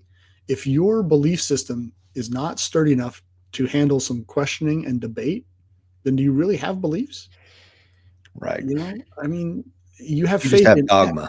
Yeah, you just have dogma. And none of us want that. And this is why I say we need to question what's going on in DC now. Because we don't want to be, as a group on the right, guilty of the exact same things that we saw the group on the left doing for the last 4 years. Blind obedience in our political leaders is a formula for disaster. Amen. Period, full stop. And I don't care who that political leader is. I may agree with 90% of what that political leader does. Doesn't mean I'm going to follow unquestioningly every order that comes out of their mouth. And that's why we might as well talk about it now. It's the one thing that you and I violently agree with, and that is that this Eric Adams quid pro quo, at least it looks that way from the outside, is a huge strategic failure for this administration. And my brother was like, I was talking about it last. I said, yeah, me and Dr. Fuller didn't do a show in the morning, and we definitely want to talk about this because you and I want to be honest brokers. We don't want to fall into dogma. We don't want to fall into intellectual traps. We want to call balls and strikes. So I would submit that this is a huge failure. My brother goes, I haven't seen that. And my brother spends half his day on X and YouTube. I said, because you're in the conservative ecosphere, you're not seeing it. But I'm telling you right now, it's out there. What are your thoughts on this? Look, Adams, in my mind, needs to go through the process. Period. It's a 75-page indictment, for God's sake. And again, this investigation was conducted not under Trump's watch. This is a Democratic mayor of New York City who was investigated by a far left Democratic president. But the right would say it was because he was not playing along with their immigration policy. True? They would say that, I'm sure. The problem is he was playing along with the immigration policy of the left. Look at what was been going on in New York for the last 4 years. Look at the statements he's made over the last 4 years. And, I look at 7 members of the U.S. Attorney's Office there, I think it's the Western District, that have resigned over this. Mm-hmm. These are some of them with solid conservative credentials. Spookily solid. Yes. The first U.S. attorney that resigned, Sassoon. Mm-hmm. Then the second one, 2 Bronze Stars. I don't have 2 Bronze Stars. 2 wars. I don't have 2 Bronze Stars. Mm-hmm. Solid conservative credentials. And I'll tell you what, if you get a chance, look up the letters, the resignation letters. I did. I read it. They're great. But that was never going to be me. I'm like, oh, damn. My wife's going to get a shirt that says that. Yeah, former SF guy. Like you said, 2 Bronze Stars, I think a Purple Heart. Like Harvard. Yeah, man. Yeah, this guy's no joke. Probably a member of the NRA, if I were to guess, but regardless. So saying that these people are making these decisions for political reasons, I think, is minimizing the severity of their actions. Mm-hmm. These are people that we're just not going to do what's being lofted out there. And look, if you're a businessman, you're used to making deals. This is just another deal. Exactly. This is just another deal to get what you want done. Mm-hmm. The problem is you're doing a deal that you shouldn't do because you're setting a precedent that you should not set at all. Period, full stop. And it should also, by the way, scare people that 7 people resigned, multiple people refused to put their name on that indictment, but they found somebody who would, or that would buy off on that deal. Yep. They just kept, lopping people off at the top until they found the guy that would, acquiesce. Mm-hmm. And this should be a warning bell for everybody watching this show. Mm-hmm. When we talk about, I would never put that person on a train to Auschwitz, if I was there in that time. Well, this is that moment. I agree. It's okay. It's not as severe as Auschwitz. I'll grant you. Mm-hmm. But this is that moment where people are being asked to make a decision between their best interests and, the good of the order, the good of the nation, the good of the city, the good of that prosecutor office. And they just keep dropping bodies until they find the guy that will acquiesce. Now, what does that tell us? What precedent does that set? And that should terrify everybody. Because eventually, what I take away from that is eventually you'll find the guy that will put your ass on that train to Auschwitz. Mm-hmm. And you can couch it by saying, "Oh, I bit the bullet because they were just going to keep firing people until they got everyone was going to lose their job." I don't care. Yeah, I don't care. You just made the deal that you should not have made. And I don't think he knows he should have made. And he's already trying to distance himself from it. Like, I don't know what they're doing. Is what he said in the Oval Office. And maybe he could play that game. But it reminds me of a really good book called To the Beat of a Different Drummer. It's a story of Mike Devers and his time in the Reagan administration. He talks about, I've mentioned it on the show at least one time, he kept trying, he never says what it was, but he keeps trying to tell Reagan, this is bad, this is bad, this is bad, this is bad. And finally, Reagan comes in and sits at his desk, and there's a resignation from Mike Deaver, and Mike's got the office right off the Oval Office, and He walks in there and Mike's packing his shit. He's like, Mike, what is this about? He's like, Mr. President, I can't support this. I'm out of here. He's like, hold on. And they sit down and Reagan doesn't do whatever it was he was going to do. So I respect the ability to resign. This is, of course, what Milley should have done, is fallen on his sword. And, of course, he did not. And that created all the problems that came afterward. So they're doing the right thing. And it gives me, I hope this administration will pump the brakes on that. But what I saw when Homan and Mayor Adams did their junket on Fox, the parting comment from Homan was chilling. Did you see that? No, I didn't see it. He said, so, Mayor Adams, and I'm paraphrasing, you look forward to working with ICE and all this other stuff. And Holman chimes in, yeah, and if he doesn't, these charges will get turned back on or something to that effect. And I'm like, I can't. You said the quiet part out loud, bro. Quiet part out loud, right? And that's exactly the problem. And for those that aren't following it, there were some charges. They're being dismissed, and the idea is that there's, Adams will now get on board fully with the Trump administration priorities vis-a-vis immigration. And they're dismissing the charges. You can dismiss them with prejudice or without. And they're dismissing them without. Now, it's a little early in the process to be assigning prejudice. But nonetheless, they're basically saying, okay, we'll take them off the table for now. Mm-hmm. Well, how can anything this guy does that's cooperative now not be just seen in the light of the quid pro quo? He's cooperating because he's being, in essence, forced by the government to cooperate with a policy decision, under threat of prosecution. And can I ask you a question? Because, of course, neither one of us are lawyers, but, you're being in the DOJ as long as you have a better grasp of the law than I do. It's not that quid pro quo is unsavory or unethical. I think it's illegal, is it not? Depends. Like, I've had plenty of people where they were allowed to work off crimes because I caught them and they were then going to work for me as a confidential informant so that they could get consideration at sentencing. But there's a process to that. Okay. The first thing you do is I have to catch them, right? Mm-hmm. Charge them, catch them, arrest them, bring them in, put them in front of a judge, the whole nine, and then give them a paperwork that says, basically, I confess. I did these things. I plead guilty to all these things. And we get through the whole process, and where we stop is at the sentencing. Okay. So now you're guilty, but we just haven't sentenced you yet. And so how hard you're going to get hit at sentencing is entirely dependent on how hard you work for us. Okay. That is different than, you better work for me or else I will charge you. Right. That's a whole different conversation. Right. So we have to kind of consider where we are in this process, and these little details matter. Mm-hmm. The idea that we're going to force political leaders to do the bidding of other political leaders under penalty of criminal charge, it's not far off of what we just saw the Biden administration doing to Trump. Exactly. And it was not okay when they were doing it to Trump, but it is okay when we're doing it to Adams. And look, I don't find Adams to be a sympathetic victim in another. Hell no. I fully believe the guy ought to be charged. Mm-hmm. I don't feel bad for him. I feel bad for us. Mm-hmm. Because if a Republican president can do this to a Democratic mayor, what makes you think that a Democratic mayor isn't going to find, or a Democratic president isn't going to find a way to do this to a Republican mayor 5 years from now, 10 years 100%. from now? Yeah. And that's the precedent-setting problem that we have here. Mm-hmm. Is, again, if you do, like you say, ready, fire, aim, if you just go off and just start tossing bodies, it sells great to the people that voted you in. It looks like awesome. Oh man, he's a bull in a china shop. He's smashing China that needs to be smashed. And all that sounds awesome. But like you said, don't fall in love with the buzzsaw. Amen. 1,000 people from the VA just got canned, probationary personnel in the VA.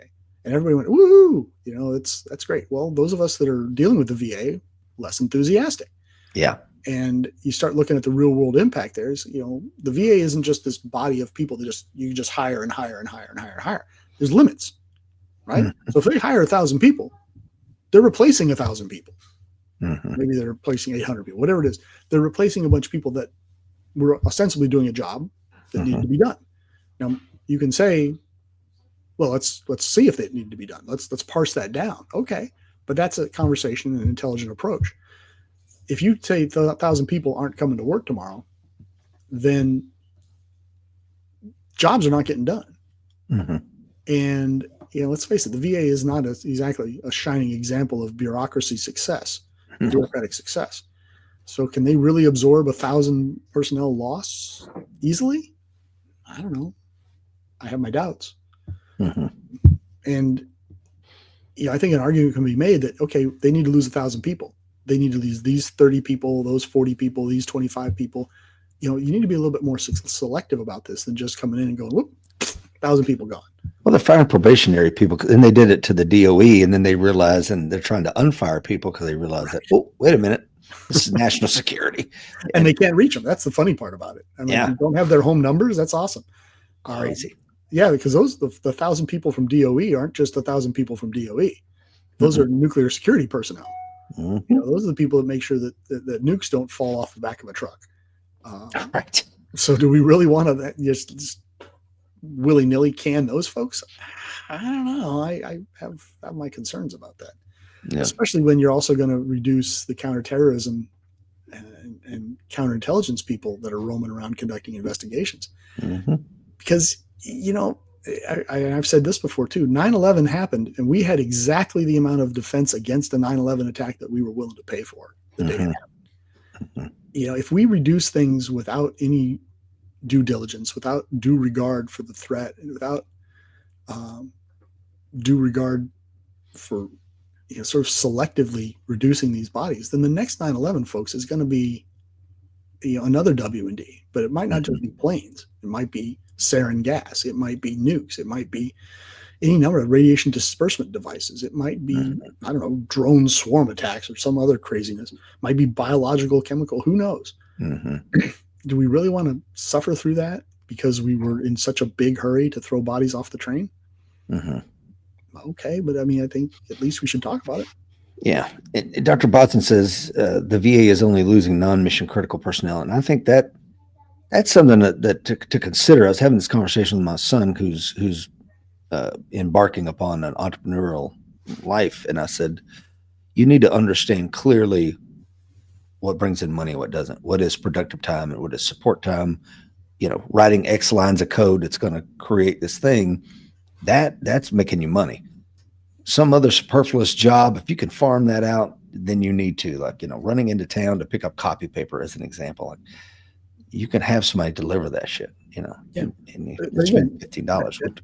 That takes thought. That takes consideration. That takes someone sitting down looking at the actual TO&E, table of organization equipment, and making intelligent decisions. Yes. And I struggle with the idea that, a 24-year-old kid with a, monster IQ coming in with no experience can go, yeah, we'll just drop these 1,000 bodies. That consideration was given. Maybe they're on probation and they signed a contract. They know they can be fired within the 1 year. Right. It's easy to smoke them. Like, well, wait a minute. Whoa. Some of these guys we really need. We worked our ass off to hire them. We worked our ass off to recruit them, and we can't just get rid of that guy.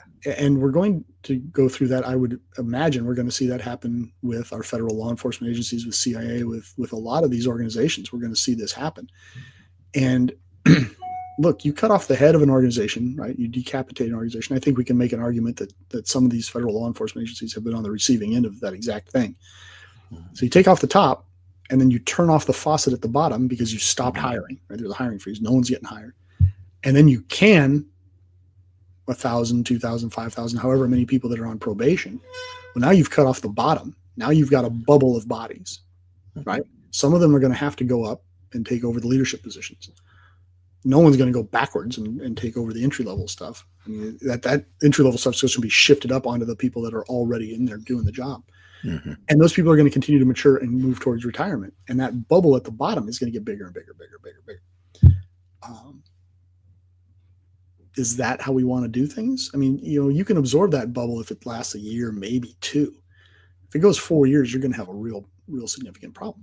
Mm-hmm. And maybe you're prepared to deal with that. And okay. And Michael works at, I won't say who, but a very large consultancy. And he says, I had the experience of cutting a large risk brokerage from generating 6,000 pages of reports a day for less than 500 employees. It would be a life's work to develop a set of rules to eliminate the unnecessary reports. The only way to attack the problem was to turn it all off and deal with what was required to turn back on. And that's why I'm telling you, creating a culture, a lean culture, an effective and efficient culture that eliminates waste. And this goes back to when I went through the yellow belt and the green belt and Lean Six Sigma. I was just like, this is incredible. We would have these little, I don't know if you've ever done it, but you create this little Lego factory and you're looking at every report and you're creating these maps on the wall, like of the supply chain and all this stuff. It was incredible. I'm like, why are we not doing this in school? Because you learn, like, is this report an internal document that's worthy of, is the customer willing to pay for this internal document? Is it really helping the process of making a better Lego product? Just something simple. It only takes a couple of days, but it can really help you develop critical thinking and stuff like that. So I think we'd agree that we're going around and around, but that there needs to be greater thought into how they slash and burn. Right. Because you can do those things, and I think we all agree that it'd be great to do them, but you got to understand that, turning off a risk brokerage firm, for example, to extend that metaphor, it has a set of impacts. Doing that to the Department of Defense, doing that to the Federal Bureau of Investigation, doing that to the Veterans Administration, doing it to Social Security, that has a large scale impact that, look, people in Sweden aren't going to freak out if that brokerage firm gets turned off for a week or a month or whatever. You turn off DOD for a week and chaos reigns. So you have to be, like you said, we have to put thought into these things, and we have to recognize that there's a problem and attack the problem. You can't just attack, and maybe attacking the problem means firing everybody and just letting the chips fall where they may. Okay, but understand the risk that you're assuming when you do that. Well, who would have thought that American mortgage-backed securities could cause Iceland to go bankrupt?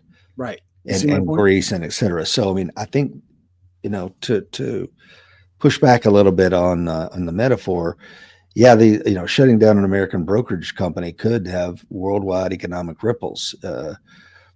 Will Parker says, Rich Brown, you need to stop talking about critical thinking skills. You're going to upset the apple cart. So moving on, a return to civil liberties, personal liberties.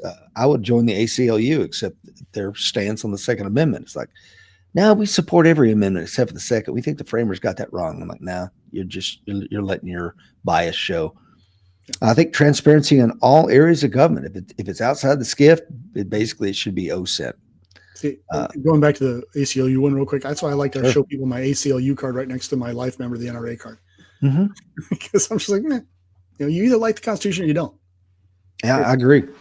A secure border, then the largest mass deportation in the world history, with some limited amnesty. That's where the sticking point is going to be. If you're in the construction trades or any blue collar trade for that matter, of a few instances where these are good, they're not here destroying our economy. They're not here leeching out the economy, especially in a state like Tennessee where we have a usage tax. I'm getting them every time they buy something. So states like Montana where you have no state sales tax, you have an income tax. Maybe they're living below boards and they're leeching. And a lot of them are criminals, but the ones that are not and contributing, like I'll give you an example. When I was with the Red Cross, I was doing a recruiting event trying to get more volunteers. And this one woman comes up to me and she had a beautiful Scottish accent and a very well-off woman living in a giant gated community. And she's like, hey, I'd really like to work for you. Do you do a background check? I said, oh, yes, ma'am. We sure do. And she's like, nah, I can't volunteer for you. I said, why? She was like, oh, darling, I'm an illegal. I'm like, what? Her husband came over here as a CEO in the 80s, and her husband had been illegal immigrants from Scotland for 40 years. The big Scottish illegal population. Yeah. Yeah. So it's like, oh my God. Right. So yeah, we need help. Right. But again, this comes down to changing the laws.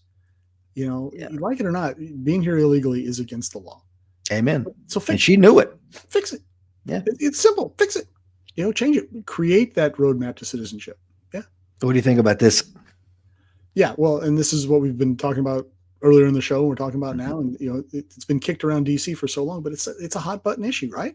Every 4 years, both sides can push that button and make it rain money, right? The people that want, to bring all their family members in from country X are going to vote one way and they're going to throw money at the candidate that says, I want to bring those people in. The people that say this is, they're stealing your jobs and we can't have it and we got to get rid of them. They're causing problems. They're killing people. They're raping. They're pillaging. We got to throw them out. He'll push that button. And the people on the other side of the aisle are going to throw money at him. Right? Well, if they solve the problem, if they fix it with, immigration reform, then neither side gets to push the button. Neither side gets to make it rain money anymore. So, where's the incentive for our politicians to fix this issue? One of my best friends in the world, his mother was here illegal. And he's now a very successful internal medicine doctor in San Diego. Yeah. His mother barely spoke the Kings. I would go to his house and we'd, speak Spanish. And, she's one of the hardest working individuals I ever knew. Lived every day of her life till the day she died in the United States, worried she was going to get deported. He was born here and is a phenomenal addition to our country. She was a phenomenal lady. The work ethic I could only aspire to. Yes. But she broke the law to be here. So fix the law. But again, fix the law, yeah. And amnesty needs to be a clause of that law, I think. And have that roadmap to citizenship. Yes. Have a path. Say, okay, look, you're here illegally. We get it. But if you get on board with this system now, that in a few years, we'll make it as painless as we can. But these are the hoops you got to jump through, and we'll make you a citizen. We're not going to throw you out. Yeah. And again, if you're just joining us, I would say what we're talking about here is just kind of the Trump's 1 month scorecard and some of the things we like and don't like. A military free from politicized social experimentation, focused exclusively on lethality and strategic outcomes, not tactical victories. We have had since going all the way back to Korea, I think, a Department of Defense or a War Department, perhaps it was called back in Korea, where we focus on tactical victories, which really don't lead to strategic outcomes. It's focusing on the end state and planning and reverse. That's what I want to see this return to. And I'm hoping under Pete Hegseth's leadership, we're going to see that. And it seems to be the case. That's what they're saying. Dr. Fuller, what do you think? I hope so. But of course it won't all be on Hegseth, right? If we're going to get involved in conflicts elsewhere, we need to get away from the president just wielding his authority. We need to get back to, in my mind, declarations of war. Yes. We need to actually have Congress on board, taking votes and doing it the way we had to do for World War I, World War II, because I think that will slow us down. It will keep us from getting involved in every little dust up around the world, because it'll force public debate every time we put people in boots on the ground. Yeah. Right. Because, look, when we roll into a country, our troops roll into a country, it's not just our people at risk, right? When you put troops on the ground in Syria and somebody attacks them, it's not like we're just going to say, oh, please stop, right? It's a battery of 155s. You're talking about killing people on both sides of that equation when the U.S. shows up. So we shouldn't be done willy-nilly. And you and I both know from personal experience, you should not get into a war. I like the Powell doctrine. You don't get into a war casually, but if you do, I quoted Polonius when I graduated high school in my yearbook, Polonius from Hamlet. And the quote was, bear not casually the entrance into a quarrel. But if you must, bear it so that the opposed may beware of thee. That's how the U.S. should be, I think. Love it. Look, you guys need to go to neutral corners or we're going to get in there. And if we get in there, it's just not going to be pretty. So knock it off. I agree with you 100%. Yeah. Next, burn down the Department of Energy the Department of Education and rebuild an educational system purposely designed to create brilliant, civic-minded, and highly capable American citizens. Again, my good friend Michael, who's on this morning, I remember, 20, 30 years ago, lamenting to him about American school system. He's like, well, it's not designed for what you think it's designed for. It's designed for indoctrination. You need to understand that. And I'm like, what? He's like, yeah, if you want your children to get a good education, you're going to have to pay for it. I.e., you're going to have to put them in private schools, which we did. But I think about, the money that I expended that I could have toward retirement now because I wanted my children to get an education that they could not get with my tax dollars. So having said all that, tear it to the ground. Or if you want to keep a remnant of it, then like you said, doctrine needs to be, get it all out of the building, just like you're doing dry fire, get the ammunition out of the room, and let's focus on the end state. What do we want an 18-year-old kid matriculating out of a high school?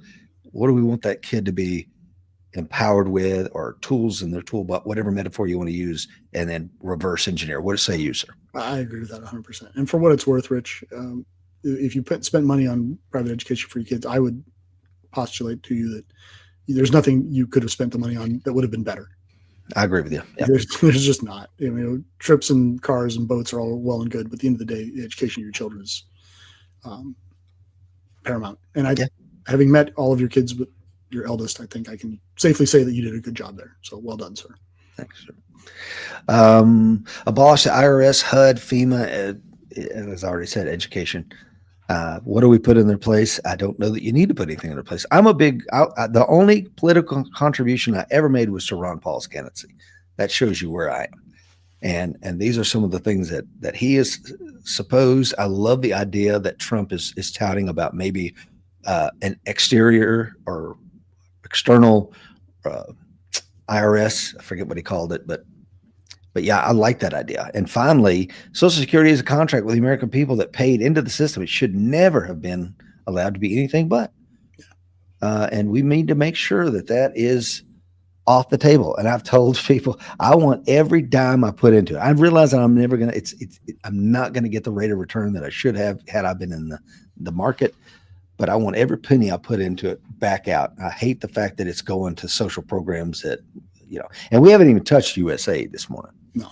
And honestly, Social Security, as soon as they moved it out into the general fund, we were all screwed. We're screwed. Yeah. So again, we could look at Trump's scorecard, but what are your thoughts, Dr. Fuller, as we wrap this thing up here? I know we went really long, and I appreciate the 17 folks still hanging with us, but has he done what he said he's going to do? Yes. Do I agree with everything he's done? No. Do I think that we can have a conversation around these things? Yes. Do I think it'll change anything on the grand scheme? Probably not. But I think that we should all be looking at what's going on now, what went on the last 4 years especially, and look to the next 4 years. Look at the next election. Look at the one beyond that, because it really worries me, the precedents that he's setting right now. Because even if you like him, even if you enjoy watching what's going on, some of these precedents are really alarming when you start thinking about them being in the hands of people on the other side of the aisle. And I think that we've seen an increasingly extremist set of candidates since 2016. I said it in 2016 when he won. I said, look, the other side's going to look at his campaign and his presidency and say, okay, that had a mass appeal. How do we package that for our people? And we end up getting the extreme left people that we saw. And then this last election, they put up who they put up, and Trump won it. What happens when someone even further to the left than Harris runs next time? Mm-hmm. What happens when someone even further to the right of Trump runs? How long is it until we see a full-blown communist running against a full-blown nationalist? And what are these precedents setting for us that we are going to have to live with? And I worry that if we don't rein this in, that where we're going to be. I mean, I remember talking to you 2-3 years ago, watching when Biden's first week came in and all the executive orders he posted. It was alarming. It was upsetting, and it was precedent setting. And so what happens? Biden did his orders, and Trump comes in and does the exact same thing, but he does it bigger. Oh yeah. Does it bigger.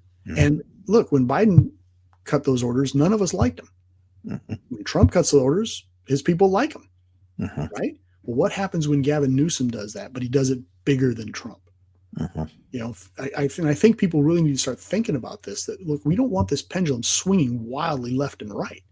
Every 4 years? Every 4 years. How do you have a country like that? Right. And think about the first year of the next president's life is going to be erasing this president's life. Yeah.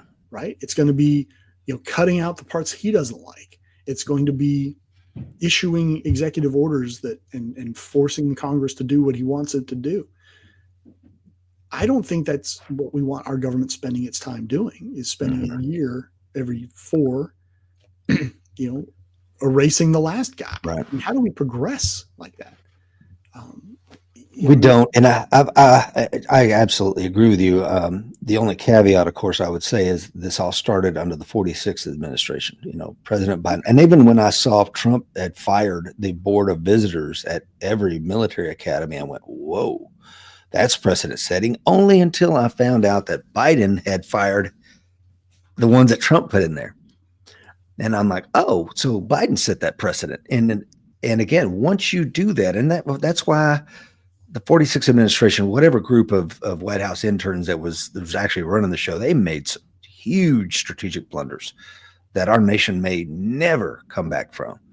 So as to where does it go from here? I don't know. I would like to see this administration try to put the genie back in the bottle, but the precedent has been set.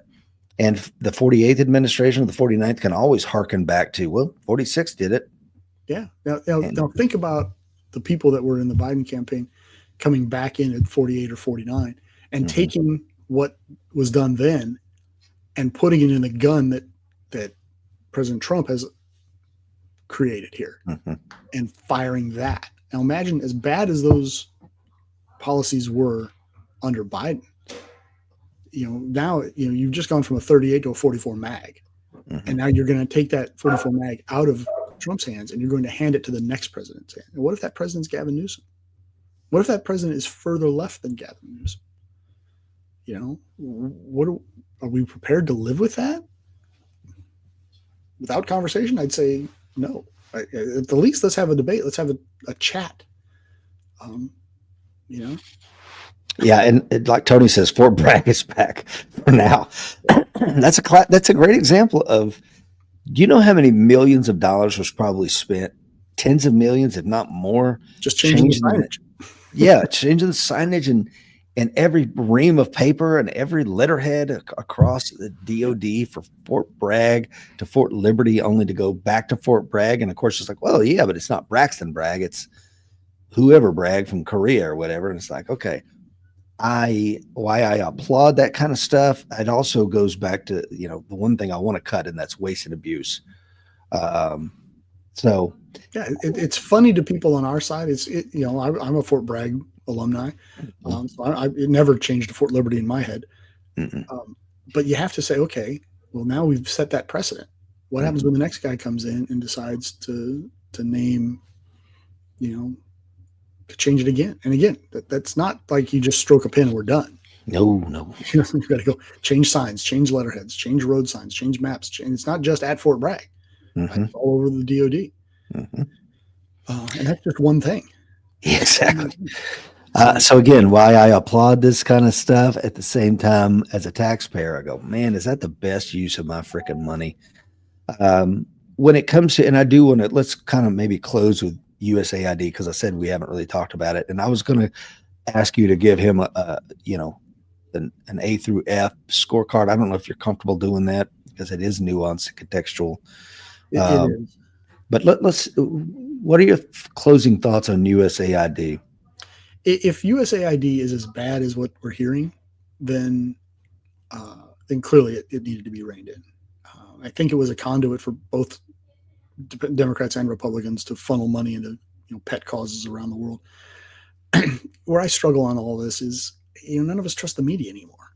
So what's being reported? If I look on the left side media, I get one set of stuff. I look on the right side media, I get a different set of stuff. I got to go to Al Jazeera and BBC to find out what's actually being found in USAID. I don't think they're doing a good enough job of putting out, look, these are the things we found. We're getting a lot of little sound bites. I want to see the actual documents. I want to, put them out there. Right. Transparency, put them out there. Put them on a website. Let's take a look at them. And for the days when we had a media that would just report. Right. And not selectively report, based on, the perceived needs of their demographic, so that they can, drive clicks and sell some more toilet paper commercial time. I would like to see a media report from a media source that I trust, which admittedly are few and far between, that tells me exactly what they found at USA. Because what I'm hearing now, it sounds pretty freaking bad. Oh yeah. But then my question is, okay, well, where are the indictments? And they've made mistakes. Again, they turned the money back on. They had stopped some $50 million worth of condoms. And again, I'm paraphrasing here, because who knows? Because the transparency is not necessarily there. Like, well, you can follow it on X. I'm like, okay, but that's not really. That's such a superficial look at it. I want to see the damn. And it's filtered through a guy who's, owns it. Right. As, a central player. But when Yeah. you start hearing about food that isn't getting delivered to people that were counting on that food, you start hearing about people that worked for the organization that suddenly found themselves fired and they couldn't get home from whatever deep, dark African country they were in. You find people that are, jobless instantly when they thought they had a job for life. I find that, needlessly merciless. I loved the old firing line with William F. Buckley, and because that's what Will Parker said. Face the nation. My brother says, there's the website for Doge, but still, I mean, let's get the documents up there. Let's look at it. I want to see more transparency. I think USAID needs to roll under the State Department because it should be coordinated. The dollars should be coordinated with whatever American foreign policy is. And right now, there's this huge disconnect that I didn't know existed. I just assumed they were working in concert with each other. I didn't realize that USAID is this rogue entity throwing cash all over the place. Did you? No, I had no idea. Matter of fact, I mean, how often have you ever even heard of USAID? Occasionally, you'd see it painted on a bag of rice or something that was getting thrown out of the back of a helicopter. Mm-hmm. And you're like, oh, you can't fault that. People are starving and throwing food at them. Awesome. That's awesome. Then I see, photos of terrorists with USAID building material behind them and stuff. I'm like, wait a minute. Hold on a second. And then we started hearing the reports, but of course the reports are coming from biased media. So maybe they're true. Right? I have to accept that they might be true. But at this point, I'm so conditioned about, my response to American media that, I look at everything they put out with a healthy dose of salt. So, but it doesn't sound good. And if that's what's actually happening, then, why aren't people actually being buckled up? Well, again, accountability. If some of the things that USAID that's been going on, that allegedly have been going on, I want to see. I think putting people in handcuffs is going to be a strong incentive. It will be, and then Gavin Newsom can pardon them somewhere down the road. But my God, man, we got to see accountability come back. But it's got to be, and we talked about this before. He has to, if he's going to be holding people accountable, that's fine. I have no problem with that. I mean, I made a career out of accountability. Right. Where I have a problem is you need to make an accountability and not open yourself up to an argument that this is just vengeance, because it dilutes the efficacy of the entire process. You can't be perceived as being vengeful. Well, you pissed me off because you indicted me, so I'm coming after you. And I've had a lot of my friends on the right tell me that exact same thing. That, hey, well, they came after him, they came after his family, so of course he's going after him. I'm like, I get it on an emotional level. Oh, absolutely. But he's the president of the United States. You don't get to be emotional about this stuff. I'm sorry. You don't like it. Okay, wait till you're out of office and then go sue him all civilly, I guess. I don't know, but you can't wield the machinations of government and the machinery of government for personal vendettas. And you can't be perceived as doing it. Right. Right. So if you're going to might do it, but you've got to message it better than you've been messaging it. My brother, who's on here this morning, he was telling me last night, I don't know if this is true, neither he nor I knew if it was really true or not, but evidently the way a presidential pardon should be written, it's got to be a real crime. So there may be some issue with the way that Biden wrote those preemptive pardons for Fauci, Milley, and many, many others to be, from 2014 until now, any and all offenses against the United States of America are hereforth pardoned, blah, blah, blah. Like, well, what offenses? Be specific. I don't know. Do you know anything about that, Dr. Fuller? No, I don't. But for me, in my simplistic viewpoint, if you're being pardoned, you committed a crime. Correct. I mean, it's like, I'm going to put out a fire, but there's no fire. Mm-hmm. Well, there might be later. So I'm going to spray the whole inside of my house with fire retardant foam. So I just don't like the idea of preemptive pardons. Hell no. This is a general statement. I don't. I find them, constitutionally legal, but morally offensive. So. Well, again, I hope somebody at the DOJ is looking into that. And if there I'm sure someone is. I hope they are. And I'm sure someone is. Because, and again, I want to see these men, whether it's Milley or Fauci or whomever, get their day in court, and if the jury of their peers and the laws are not there, they're not broken, then the perception is forever broken too, that they did something wrong. And we can all move beyond it, move past it, and get on with our lives. But until then, I don't think it's like it's a bad precedent. Yeah. And this worries me too, that this is going to become the new normal. Every time a guy gets out of office, he's going to get indicted. Yeah. He's going to get, run through the ringer. Now, I guess we can't indict Biden for anything because, as has been said, he's just too old and too dysfunctional to Well, it's not that. You get immunity from what you did as president. Well, and I liked your idea where you say, look, anything that if you're going to charge a former president, it's got to go in federal court. Yeah, absolutely.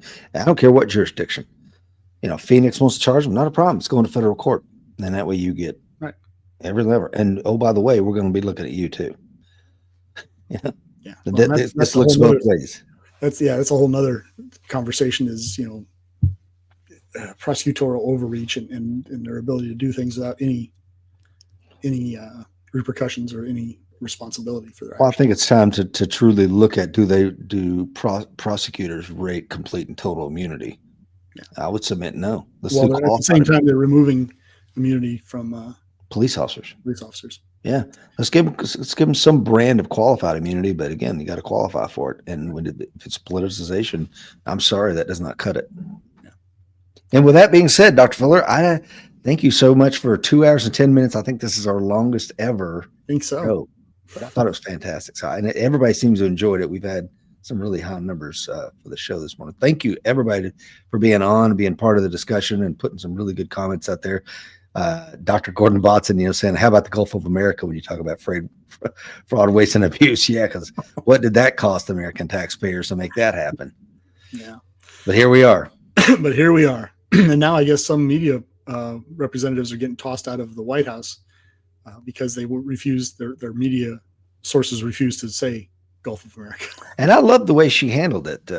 She's like, look, Google, Apple, the American Geological Survey, everybody is on board. Why the AP is not, I don't know. Yeah. I saw an article titled the other day, this is the fine hill for the AP to die on. So I know. I don't think that's going away anytime soon. No, it's stupid. Dr. Fuller, I got nothing else, sir. Take us out if you wish. Rich, the fight is coming. However you define that fight, brother. Be ready.